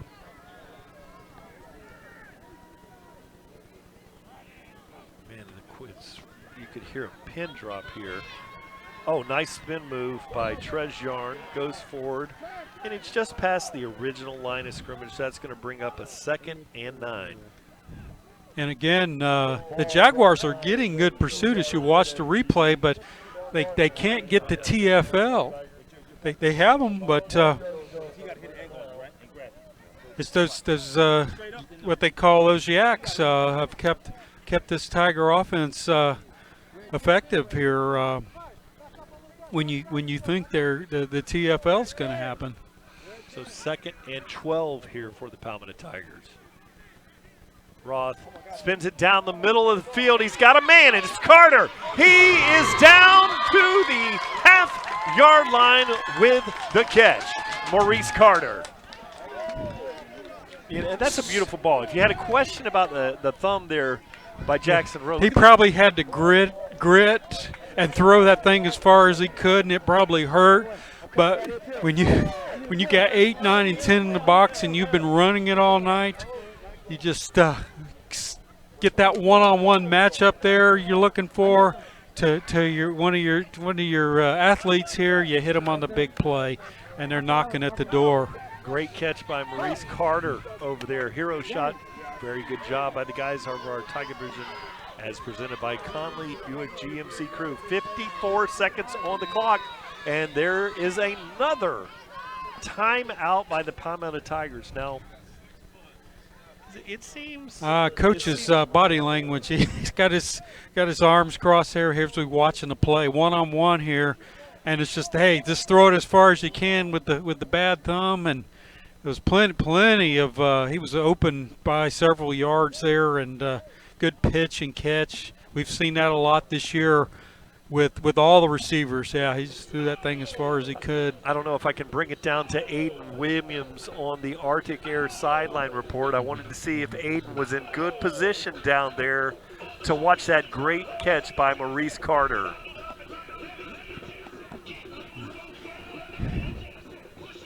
So 50 on the clock here. Palmetto Tigers, great shot here, knocking on the door. It's 1st and goal from the 1 in the North River Prevention Partners. Now that is a Red yard. zone. That is a yard. That's a beautiful shot. Beautiful shot from the sidelines. That's probably Boone. quick handoff. Yarn, really good play there, number 0, and that is Josiah McKnight. Knifed in around the edge and made a great play in the backfield. One of the few times they have held the Tigers to pretty much no gain or a loss. Again, count the number of times on my hand tonight. But they're clogging the middle there. That means something else is going to be open. Yeah, number 0 there was, boy, he could almost gotten a handoff. But that's going to open up something else here. But thundering is Bridson for and he's in 6. Marquez Bridson, the big back, powers. Is that his first there. touchdown tonight? I think that might be his second. Second. So that'll give him 12 on the season. He came in with 10. Add 2 to that. Team leading 12 scores. So Palmetto with a very big point here, 21-10 lead here in the third quarter. Well, if you hope that Palmetto was going to get out of this game and not have to play the starters very long, that hasn't washed out. It worked out exactly, but we're going to get the extra point here. Schoppacher back to McLean and Harold with the extra point. Good execution. So now the Palmetto Tigers take the 22-10 lead. So 3 of the last 4 drives, when you start at the 3 minutes left into the second quarter, the Tigers have easily marched down the field and scored. As you enjoy this score from the sideline, that was a tough arm. He just got over, and then the extra point. You know, and you have that third series there of these last 4 where they had a couple of bad snaps in the block punt. Otherwise, again, the offense is clicking on all cylinders here, putting up some huge numbers on the field as this game is moving very swiftly tonight, Brian. Yeah, looks at the lighting across the field. I don't know if we're seeing a little bit of fog here rolling in. Do you see that on the bottom? Yeah, I see. If you look right underneath the lights there, you could, and even coming down as it's flashing onto the field, just a little bit. Something I've certainly seen in Jacksonville late, you know, on that 3:30 game. Yes, I bet you have. I have been in some fog that you really can't even see the field at this time of year. Well, it's starting to happen here. And there's a very high pooch kick. And it's going to be fielded by... kicking it to the wrong guy. Running across the field again. Oh, great tackle. Nice coverage there. That's who do you got there? 22, Brian? And 22 on the roster is Jamari Smith. Sophomore. Only a sophomore. Yes. Great coverage there and tackle. Yeah, and to run step for step with Javiron Singleton is impressive. We've seen a great game out of Singleton tonight. You're watching TigerVision, presented by Conley Buick GMC. Stay tuned. We'll be right back after these messages.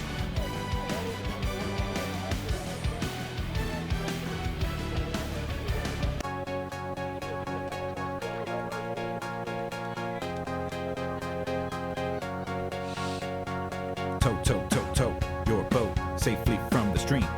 Got the Hummer, it's an EV. GMC on my FEET. And you know we keep 100 of the fleet vehicles, and I love it when they beep. Hottest dealer in the region of the Southeast. Conley GMC was recently just crowned king. Stop by today and get a Acadia for you, and get Denali for your cousin, Kenya for your granny, and Sierra for your husband. Make a great impression when you roll up to the function. The boat behind the truck, and you can tow it like it's nothing.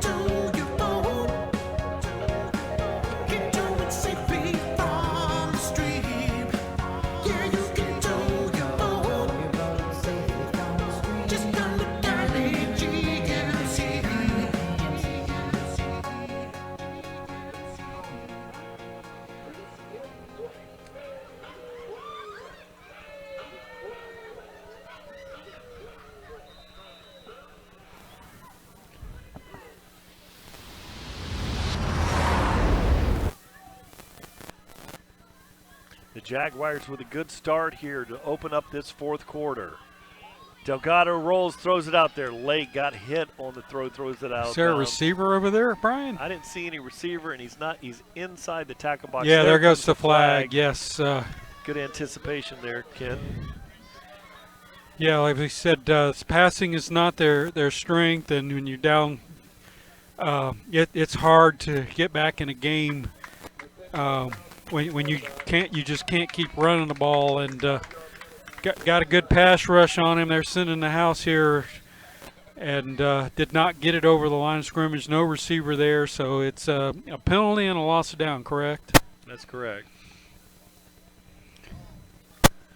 So you put them second down, and then a loss of down. They're behind the chains, so a tough recovery here for the Jaguars on this series.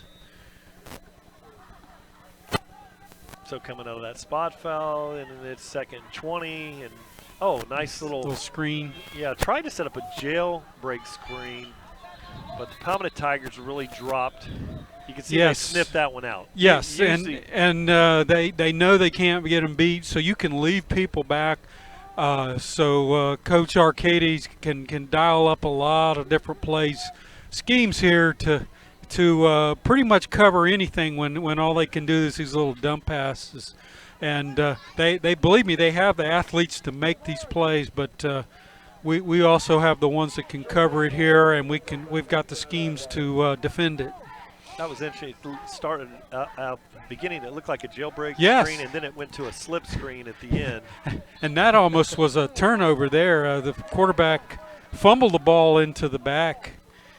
And Arthur Amarin, is right there. So that now you've got a ton of time on the clock here. You're only down by 12. Oh yeah, they're still in the game. It's just getting behind the chains that grounding really is making this difficult here. Yeah, 4th down. Well, that's what the marker shows, Ken.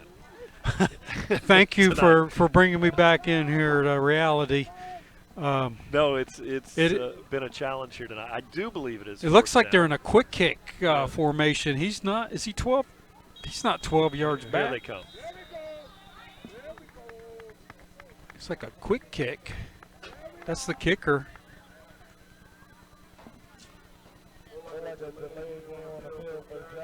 And then now a 5-yard penalty. Kicker runs off and running back on. We've had several delay of game penalties tonight. Yes, and this is one of the few fields that has a clock. And you got the referee with the last 5 still is your safety net. The back judge has still got his hand up there. Both teams. Oh, there is a very short kick. It looks like it's out of bounds. And it's going to work its way and go backwards. It bounced on like the 47, and then it bounced into the Jaguar territory, right inside the 50 there. Nope, looks like we're... What? Okay, so they said by the time it went out of bounds, yes. But that thing really had gone 5 yards backwards. It went out of... right where he's got his foot there is where it hit, and then it went right across the 50-yard line out of bounds. As we look at the third half stats, and the tail of the game here is the Palmetto rushing attack. 185 yards on 25 carries. That's 7.4 yards per clip. You're going to win a lot of football games with that success. Only 53 yards passing, but the name of the game is, and they've actually outpassed us tonight, 84, but a lot of it's been on one or two big plays, Brian. So again, just like the Leonard game, a heavy dose of running game where the offensive line has just dominated line of scrimmage here the last 7 quarters, and we expect more from this 8th quarter as we take this one home. Great shot there from the drone. They've kind of told us they haven't been complaining about the drone here of late. Yeah, probably check the rules on that one. You might check the rules on that. A personal foul, dead ball, so Palmetto has the ball 1st and 10 because it was a dead ball play as the ball was rolling out of bounds right there. Good way to lose football games. There's two. Yes. I think if you get a punt blocked, special teams play. If you get a punt block, it's way up there. It's a 90%. And if you compile personal fouls, it's one of your best ways. When you get penalty yardage over 100 yards in a game, That's a formula for that's almost like losing the turnover battle. Yeah, that's not a recipe for winning. And I saw that 25-23 the playoff game with West Boca Raton. We got to keep an eye on that game. That's the #1 seed in our region, and it's a barn burner over on the other coast tonight, directly across from us on the state level. Really good job by East Lehigh across the line of scrimmage here. I wanted to talk about some of the fans in the stands here tonight. I saw who are we going to talk about, Brian? Ronnie Sumter from across the street at the office. Yeah. Tony Millage and his wife, and Jackson Roth. All of his people are here tonight. And then the grandparents are dialing in from Toronto, I think. Yeah, and then Michael Sand, his parents is here tonight, and that would be Michael Lambert, and so it's lots. We have some fans in the stands here tonight. Good to see for the Tigers. High snap. Nowhere to go. That's going to be a loss on the play, bringing up another punting situation for the Tigers. First really time that for consecutive plays that they've shut down the Tigers' running game. Talking about people here at the game, I was talking to Joe Hills before the game, and I stood next to him, Brian, and I said, man, you still look like you could play the game. And he says, I'd love to play the game, but I just don't want to get up off the ground. If I get on the ground, I don't want to get back up. I said, does it remind you of that commercial that they play on the NFL games with Jerry Rice and Dallas Cow? You know, hey, yeah, we can come do this, and then one hit and they're done. He says, exactly. This time Muntz with a good kick. Down that ball when it's down there, and there you go. Yeah. You know, don't get away from it, and that time to take credit on that is – I believe that was number 4 for the Tigers, and that was who made that special teams play. Yeah, he made that special teams tackle earlier on the kickoff coverage. So there's a young player there, Green, who's finding a way to get on the field with special teams, and you got to have players that it's not the most exciting thing to do, but it is a way to get on the field and make a name for yourself. And there was a running back that came out of Georgia that was a free agent that with the Broncos that made a big play on special teams that lit somebody up and ended up making the team and ended up leading the NFL in rushing for several years as in the NFL Hall of Fame. Terrell Davis? Terrell Davis, yes. Did not start for Georgia. Oh, there you go. Don't horse collar him. Just tackle him. There you go. No, don't tackle him after he's out. Easy. And No. Zion Roberson there, and that's a gain of about 5 on the play. That's that formula we were talking about, you know, getting punts blocked and getting personal fouls. You got to back off of that at this point, because what this team needs is they need a shot in the arm, and we don't need to help them. Yes, and a little belief. So Lazario Rogers, you know, what a solid running back he is. You can see on that play. He's tough. He's everything we have read about.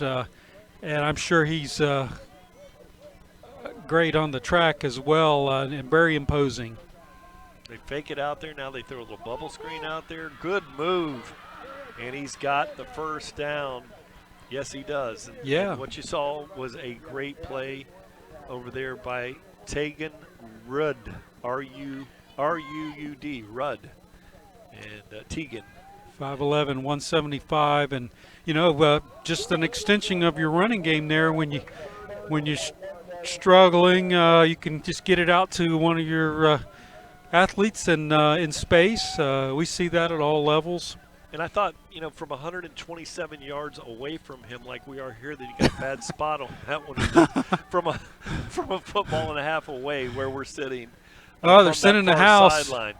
Oh, he throws the long ball out there. Single coverage and off his fingertips. Some chicken fighting out there. Good coverage on the play by Zorian Jolly out there. I see. I think he's got some of his parents here. Some of his people Sophomore defensive back having to cover some man coverage there, one-on-one.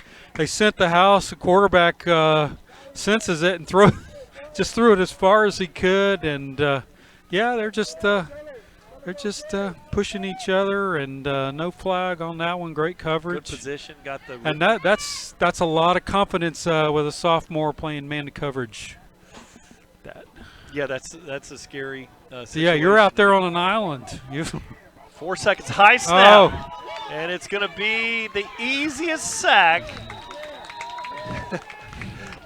That number 55, Demarius Rue. He's had a lot of great plays. He was celebrating when they were dancing. There's Coach Mackley.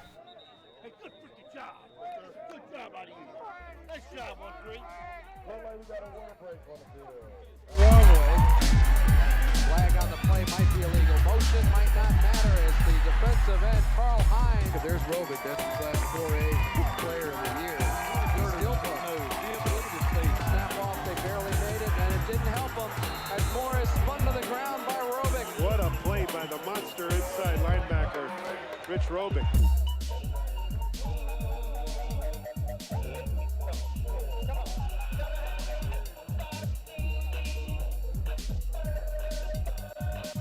In with tonight. Son plays at Western Kentucky. Long snap. They played Kennesaw up in North Georgia. He's a captain. Captain. Games against Toledo. He's had, they played a little team called Alabama early in the season. Yes. I think, Rich's son has been perfect on every snap, long snap, and extra points field goal so far. Now this time, great look, good running by Carter around the edge, stays in bounds, and keeps key. that clock running. Yes, we're under 6 minutes now, and that clock is our friend. We're not going to use that 12th person and get out of bounds and help them out. Let's grind this thing out. And it's Trez Yarn. Trez Yarn. Looking at it, but watch the, he shows a little bit something going on between those ear holes here. Turns the ball inside, stays in bounds, heads up play. And then at the end, you don't let them strip that thing. Got the tight end, and it is get your hands up. Great call, there it is. And that is Ace Luther. We've had to, how many times have we said we've had to deal with adding a flag? Got a flag here. So it's going to be a celebration flag. But here, Ken, I know you played tight. Ken, when you were playing football and then basketball, you had great hands. You're about 6'2" and playing over 200 pounds back in those days, and punting and kicking extra points and all that stuff. That basically is a pop pass. It is. There's most they called it a pop pass. Most males and females in the stands could catch that one. Yes, you should. Yes. I think most everybody. It's the play design that In freshman, it was literally a pop pass, and Coach Heath would tell Roger Stanley David was the right end and I was the left end, and if we just basically bounce pass like Coach Abel would have a bounce just chest pass the thing to one of us, and that's exactly what that was, and perfect call to the tight end. Love to see it. Liam Harold, wait, and it's going to be blown. Dead again. Bring it back. They're saying bring it back, so we must be kicking it again. There's continual play clock violations here, and it makes you wonder if this thing it's starting much quicker tonight than normal. Good point. Oh, I could go for two here. Okay, in high school, even though he makes the kick, it's gonna be offsides on the defense. So you move it up a yard and a half, and it becomes a 17.5-yard field goal, basically 18. Right. Whatever you want. You should be right at 7 yards behind the line of scrimmage. Oh, yeah, he's moving it up. It's about a 17.5-yard, 18-yard field goal here. Really means nothing. Well, he is looking at. Oh, there's another call. Another one. 8 seconds were on the play clock. And that was a false start on the Tigers, which is pretty irrelevant from this distance. Yeah, it really is. But it's a different look. Tonight, you're looking at the left side of the crossbar is probably at about 10.6, 10.8. Yes. And the right side is probably down there at 9.4, something like that. Yes, and over on the other end, it's about 9 foot, and it's what we had at Palmetto after Milton came through. So yeah, you have. If you're going to get a low trajectory on this, which you don't need to, you would want to kind of kick that, point your plant foot to the right a little bit to take advantage. You can get a good shot of it right there. It's just got that little bit of a lean. But nah, didn't need it. Didn't matter. Didn't matter. It's up. He kicked it back there into the little stand back there. Yeah, if it leaned any more, eventually it's going to become like a big. I think you and I might be able to dunk on that thing. It's so low. It's that on low. That side? Yeah, I on think that so. side where you see it leaning over to the left, Brian and I might wishful thinking we might be able to get it. That's a good shot right there. Yes, man. great shot there from the Jones. See the ref can almost dunk. He almost had both hands up there on it. Not really, but yeah, it was an illusion, but maybe on the very end, if we might hurt the whole next day or pop a hamstring, but maybe 9 foot. You might throw it down. You might not look. It's not going to be pretty. No, it's not going to be Joe Hills out there doing it. No. Joe Hills could probably do it on the 10+ side. It's easy. The older you get, it's not the jumping that's painful, it's the landing. It's the landing, it's not yes. Worth it. It's not worth it. Even if you get that up ground there, hurts, man. You get up there, it's like, oh yes. My goodness, it's terrible coming down. Yes, it's that coming down on the joints. Yeah. It's probably wishful thinking, but anyway, 29-10. Tigers have grinding this thing out. Hasn't been the prettiest thing, but slowly pulling away from a very good 4-4 East League team. You would have no idea that the nice look there. Look at that. He's got his game face on. There you go. There you go. That's Batman gloves there. Oh, good onside kick. Yes. All right, Pulse Live. Trying to make a play there was number 11, Cooper Stover. Nearly was able to get that one. Sometimes on onside kicks, if you get somebody standing right in front of you, we've told the kicker, kick it as hard as you can right at the person that's 10 yards in front of you. There's no way they can. If you hit that thing just right, there's no way they can catch it and get a live ball. There's some of our faithful that have made the 109-mile trek that you were. Nice of you to drive tonight, Brian. And Ronnie Sumter. Ronnie from Sumter. Across the street from our office again. Yes. He's done some electrical family work here. He's good people. Got a junior, great basketball player for the Tigers. Great defense, Stanzel in coverage. And you saw, pretty good route, good throw. No penalty. Better defense. No penalty tonight. No penalty. There's been plenty. And they've called it pretty fair. There's just been a lot, and then the yellow gloves have messed us up. Nice hero shot there on Cooper Stover. So you can watch this one. Ball come right to you there. This is so much better. Look at that nice spiral on that thing, little wobble, but and that good coverage there. You can actually get some good coaching moments there. How to play defense. And it was Cooper Stover in coverage. I think it's Stanzel coming in there. There he is. Yeah, nice play. Nice look there. He looks like a good player. Yeah, he showed some ups and he very long out there. Yeah, you love those long defensive backs. Oh yeah. The college coaches like them long there. Going to do Wildcat, a little run there. It's going to go for a gain of about 3 on the play. And at this point, Rogers, this late in the season, and this has been their offense. That might be him down a little. There's a flag. I hope that's not him. I hope he's all right. But my goodness, this has had to be a long season, having to carry the load for the Jaguars on the offense. I was just about to say before the break of play, the one thing you cannot do, you cannot pick a personal. At this point in the game, you're up 19 points, 4 minutes on the clock. Game's in control. Game's in control.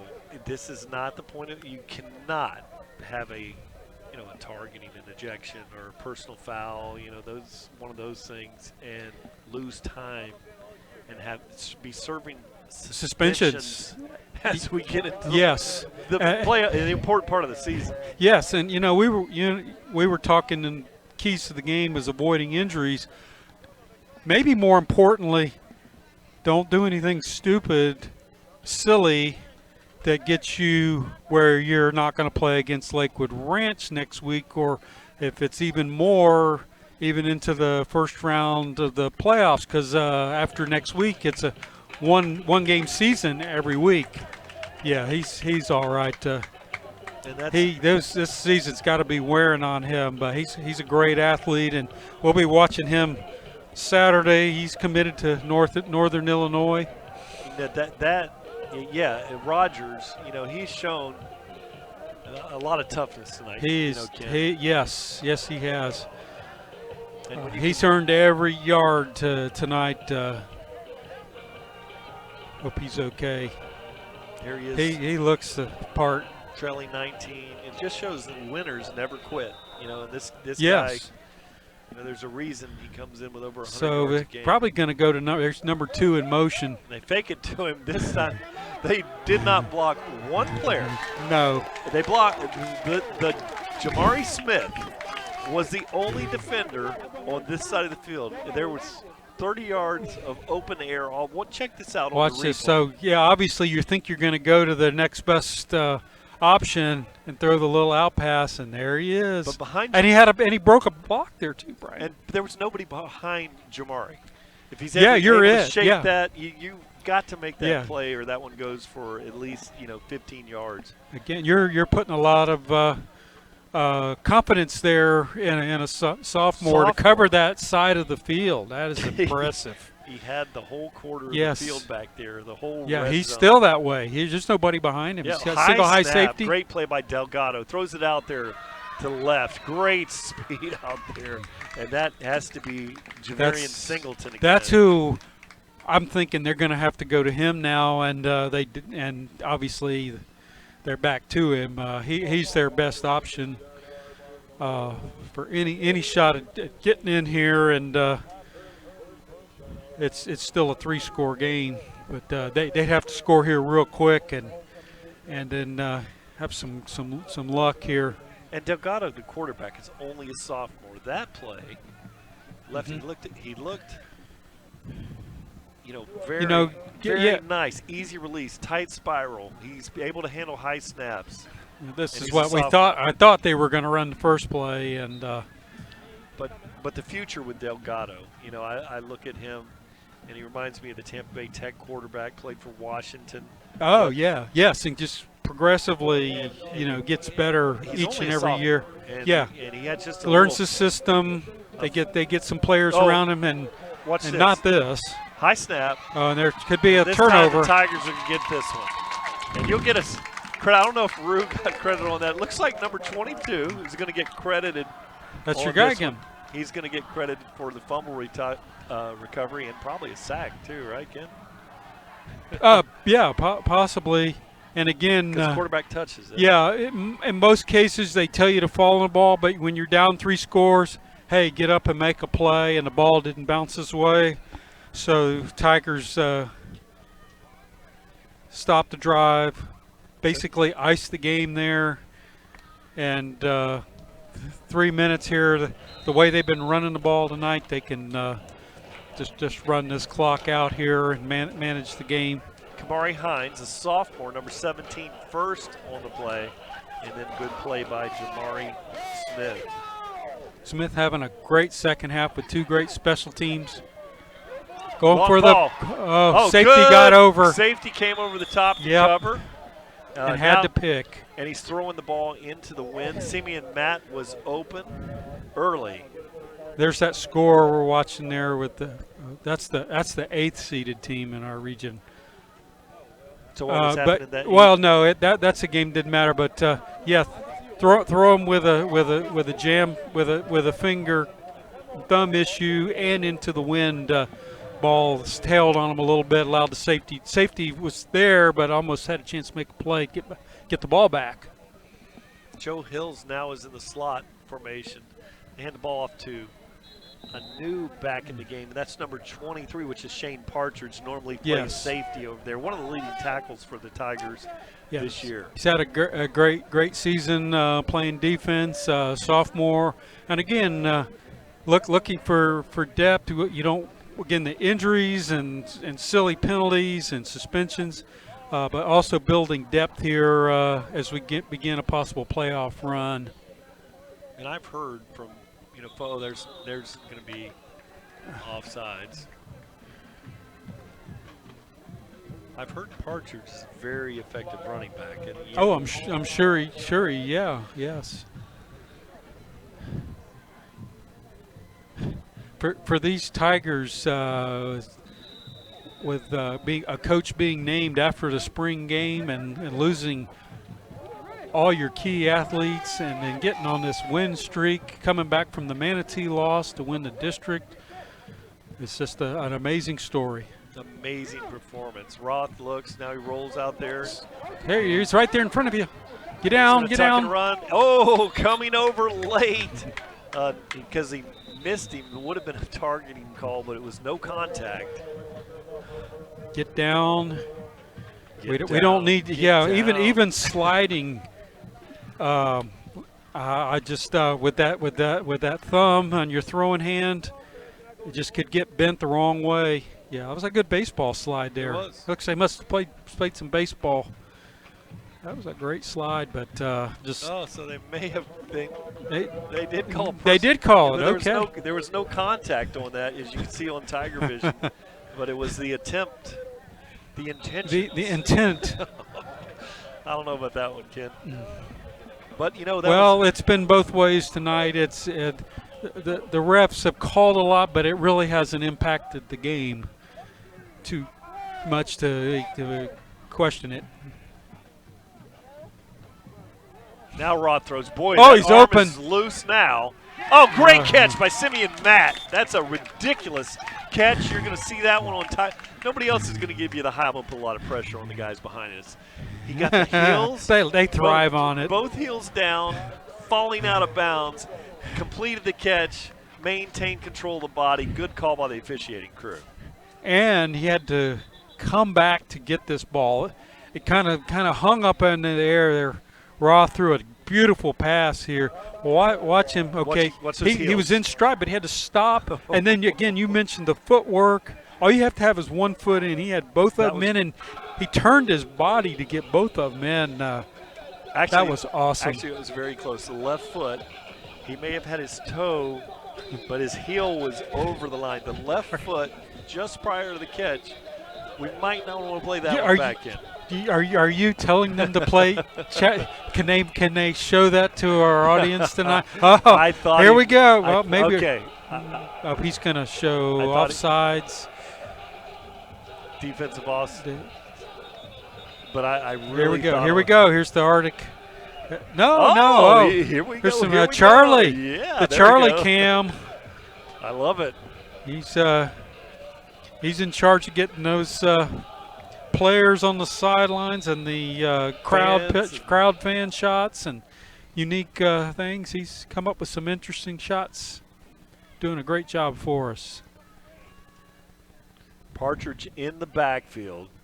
High snap. Roth handles it. Partridge spins around, takes a loss on the play. So that's going to bring up a second. Palmetto Tigers now in the North River Prevention Partners red zone. McKnight coming up from his strong safety position. Reading that. Here's that play again that we were sounding. Did he have both feet in? Watch that one. There was one out, but then he brings it back in. So can't reestablish unless you're forced out, Ken. We all know that. Yes. But you know what? But he had one foot. Sure, we'll take it. We'll take it. Partridge. Oh, nice cut. Great tackle. Coming in there, number 0. Making another play was Josiah McKnight. So we're down under a minute. TigerVision showing third. I know Partridge would love a score here, a timeout on the. Now, for those looking in, Ken, with the playoff coming up, 47-7 on the clock, 47.7. Do points matter at this point? Point spreads, total points? No, they don't. They don't matter. It matters if you win or lose, and your strength of schedule. The way the formula used to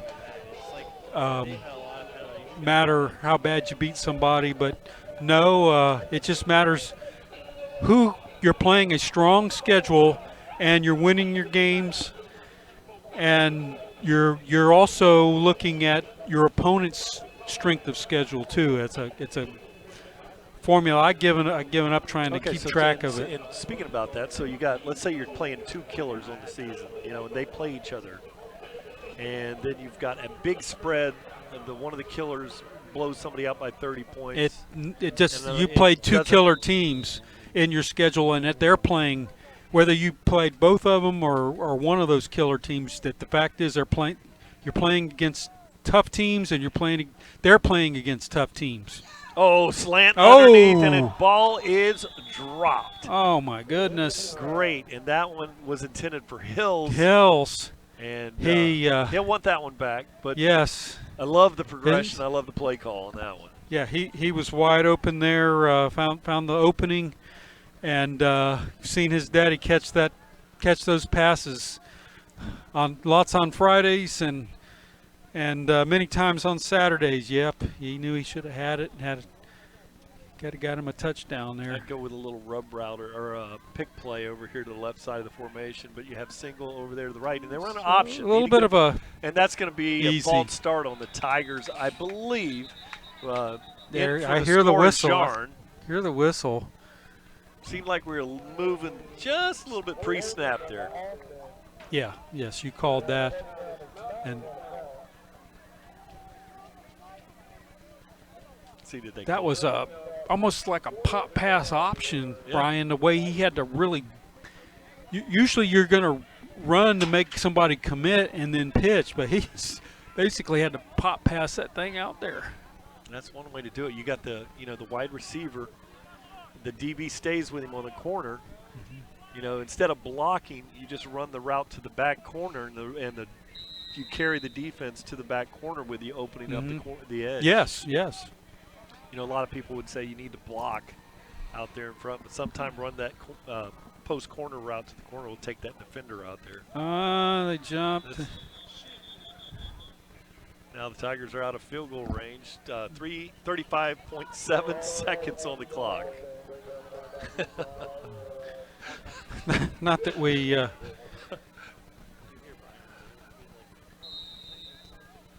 need to score. I thought he would at some point here just start taking a knee.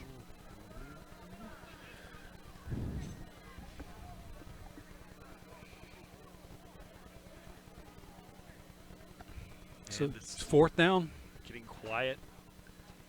Really damp. Rod throws the got long ball out there. Got a man. Touchdown. For the catch. And that is going to be Carter, I believe. Carter right over the hand of the defender. It's just the defender almost slapped that ball. We'll get to see the replay, but Carter caught that ball with his hand, the defender's hands right in his face.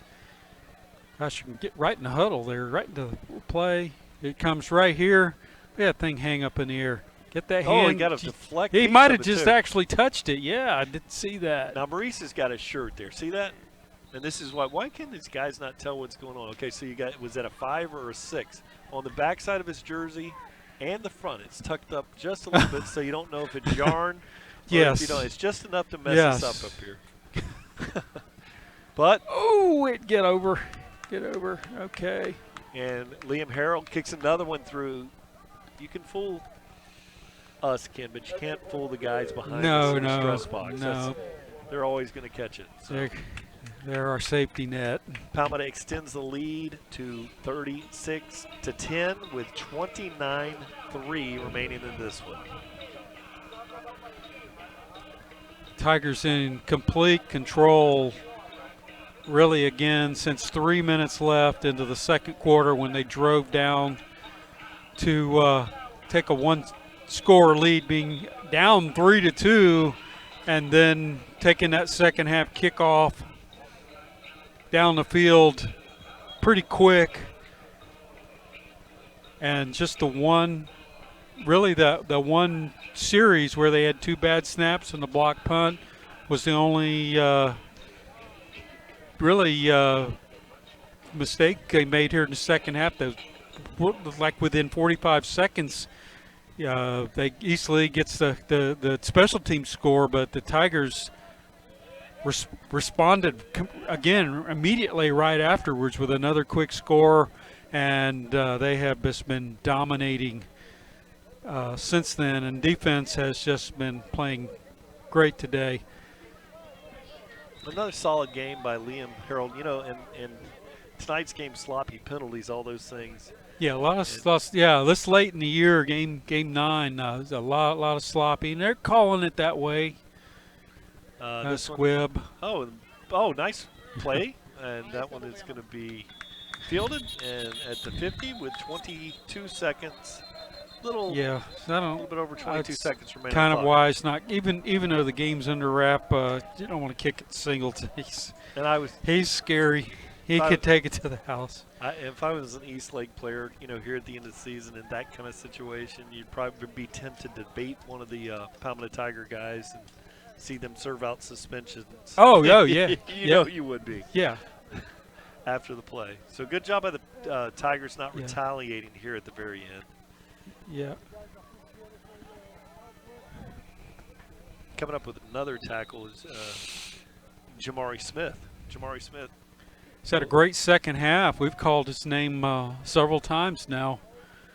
Getting some valuable snaps here in week 9. Potentially 2 plays remain in this one. Delgado looks, fires. Oh, he takes a big hit. Get a pick here. Out. Oh. He got it. It is an interception, and that is Cooper Stover. He's made a couple really great plays over there tonight. As great as the defense has played tonight, and as much as they've struggled all season throwing the ball, no picks, and so it's good to get one tonight. It's good for Stover to get that, and great way to basically end this game. And if he stops that frame there, when his feet were off the ground and he was fully extended, that's a picture that his mother and dad will have on the wall forever. Yes. I mean, because he was up above the knees of the offensive player. Just an awesome look. Maybe the TigerVision guys, we're asking a lot. they just watch this. We can do anything. As he goes look up. At that. Hey, look at that. Look at that up in shot air. right there, right before that turn. Oh, he didn't catch it. He didn't catch it. Yes. Yeah, he didn't catch it. So okay, no interception, but what a play. Made the play. They've been.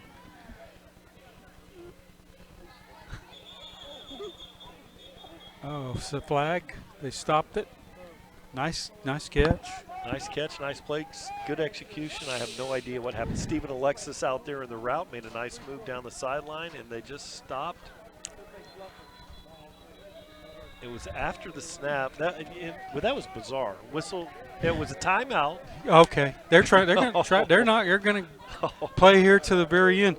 You know, the first half, Brian, was over in an hour and just a few minutes, but now that we've had all these penalties and they've thrown the ball, and we're back on schedule here. It's after 10. The Tigers celebrating a little bit. Here's they're going to move to 8-1. Who would have thought? You know, life is fun.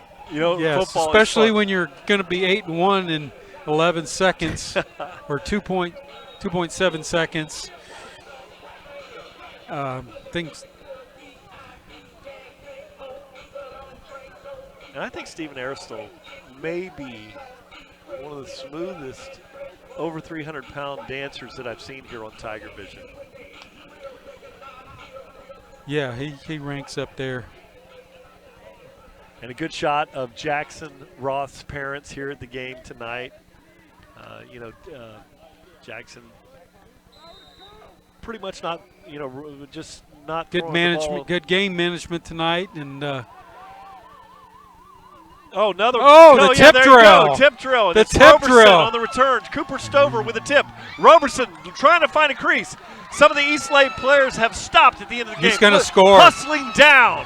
And you got to give No credit. hammies. No hammies. Oh, they're And tackled on the sideline with the clock at 0. So great play by Cooper Stover. Roberson on that. But what a great play by either Delgado. And there's some jawing that you could expect going on there. But great hustle by the backfield there to keep that. And you hope that Roberson hasn't picked up an injury. He's just probably exhausted after playing a full game here. And so watch the shot of Cooper. Get up, Stover walk it off, first, buddy. and then Roberson. Some water.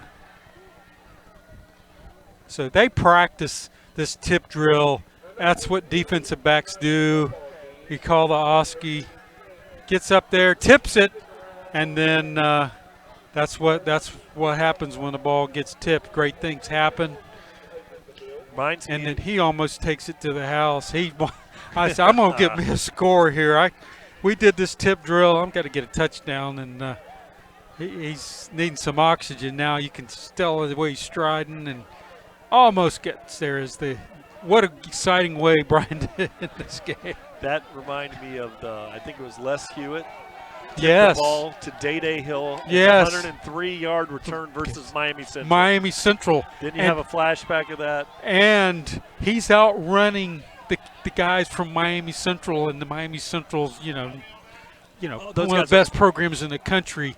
And Day-Day's out taking it to the house to him. That brought back. Yes, exactly. Day-Day was carrying the ball like the nose of the ball, like a loaf of bread with one hand.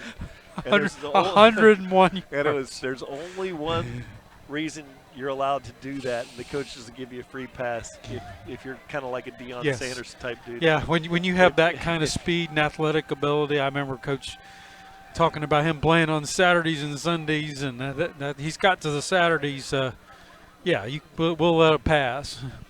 And we're going to try to attempt to get after the game. Here's some Aiden Williams. Maybe some coaches' comments. Comments, or get with Aiden Williams at the close of this one. And you know when it's the end of the game when Boone is close by with his camera and he's got it pointed at you. We've got that. And then Rich. That's Rich Robich. Yeah, Rich Robich. I thought that was Boone. Rich Robich. When you know when it's close to the end of the Rich has got the camera right there on you. And I got to give Rich a little credit here. Most of the shots that we get, when we get the other cams, that are here and they're running them with the joysticks and all that stuff. Yes. They come from a low angle. And I hope that Rich is not setting up to do this to us, so that it's like the worst humanly possible angle that you can get. And then I'll have friends, say, which I have, man, you've aged like 47 years in the last 2 years and that kind of thing. And that shot was, almost tolerable. Now we're going down to the field. Let's see if we can pick this up. Good job. Guys, us coaches, we're done being nice to you about learning how to behave appropriately. Yes. We're done being nice to you guys about it. If we're going to do something in the playoffs, we got to be locked in all the time and behave appropriately. As something as simple as just when a coach is talking, you just listen. We're doing too much, way too much. That will hurt us in the playoffs. We want to play as long as we can. I plan on playing all the way into December. In order to do that, we have got to clean it up, all the little things, starting with our behavior. It's usually the same guys. We're done being nice about it. Unfortunately, that hurts the team. So our job as coaches, if it hurts the team, we have to correct it. If it hurts the team, we have to correct it. Personal fouls hurt the team. Not doing our job hurts the team. Poor body language hurts the team. All right? We got way too many good things going on. Way too many. We've got to clean up because we want to make a run in the playoffs. We want to make a run. Again, congratulations. 8-1. That's not easy to do. It's not easy to do. When we go back in that locker room, handle our business, I don't want you to look at anybody that doesn't have a Palmetto jersey on. Yes, sir. Don't even look at anyone. I heard what he said. Okay? Get in and get out. Let's handle our business. We got snacks for you at the bus. And let's get in and get out. Hold on. Hey, let Mo get in. Let Mo get in. Follow me, level 6. 1, 2, 3, 4, 5, 6.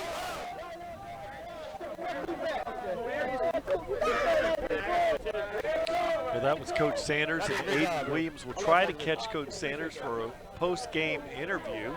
We may be able to get that with the Arctic Air sideline report, and he's being joined by Coach Sanders now.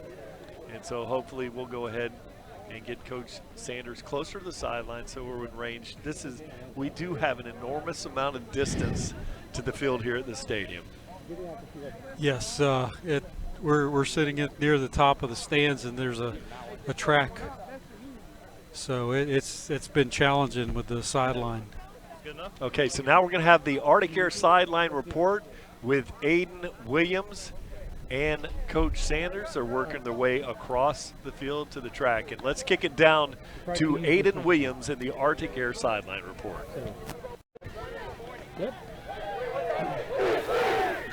So Coach Sanders, the first half was probably one of the weirdest things we've ever seen. How did you switch it in the second half to make it such a blowout game? Well, we talked at halftime, and we settled our guys down and settled all of us down, really. The first half was very weird. Penalties, out of rhythm, just stuff that hadn't happened very much throughout the course of the year. So we regrouped at halftime. Luckily, we had the ball coming out of halftime. We got a quick score, and we just started getting into a rhythm, and then we just started playing Palmetto football. There was a lot of penalties against you. Did y'all need to clean? Yeah. Did y'all clean it up in the halftime, or did it just continue? It still continued. I got to go back and look at the film. I got to see how egregious these penalties are. You know, we got to clean that up. We can't have so many penalties in the playoffs that'll come back and bite you for sure. So we got to clean that up. We've been a pretty good team all along as far as not having too many penalties, but today we did not do a good job of just playing without beating ourselves for the most part. So we got to clean that up for sure. Thank you, Coach. Thank you for that Arctic Air sideline report interview with Coach Eric Sanders after the game. Thank you to Palmetto High student Aiden Williams. We're going to take things, Ken, tonight as, you know, really there is no such thing as an ugly win. But tonight it started out that way. It was a little sloppy. Little sloppy, and I think Coach was very wise at the end about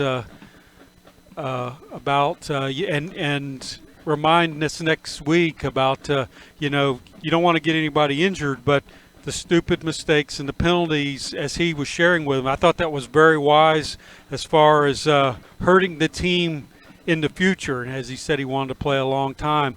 So another big challenge next week, game the Tigers again should win, but you got a Lakewood Ranch team that's going to beat Bayshore. It's probably beating Bayshore tonight.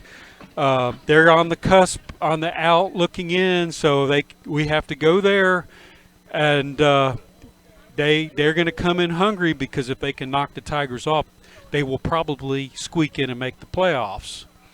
And the game will be played, you know, Palmetto's field damaged. Is it a home game for us? I'm asking Ken. You know, if it is a home game, I don't think we're ready to play. We may not. Yeah, we may have to. And we may have to play again at Lakewood Ranch. Yeah, I forgot to check if that was a home or away game, because the homecoming game at Lakewood Ranch confused me last week. So, but anyway, we've been there. If we have to, that's just part of it. You got to deal with the adversity. Well, always with the answers, Ken Burton Jr. Here, and special thanks to everyone on staff. And tonight's wrap up the final score from downtown Lehigh Acres, the Palmetto Tigers, the 8-1 Tigers, 36, the East Lee County Jaguars, 10. You know, Ken, the Tigers are going to play Thursday night, November 7th, in this pivotal 6A District 11 game versus the Lakewood Ranch will play against Palmetto Tigers. And please keep in touch with any schedule updates or notification on our landing page, TigerVision Palmetto. We, again, thank the #1 fans in the world for watching TigerVision, as presented by Conley Buick GMC. One town, one team. Go Tigers.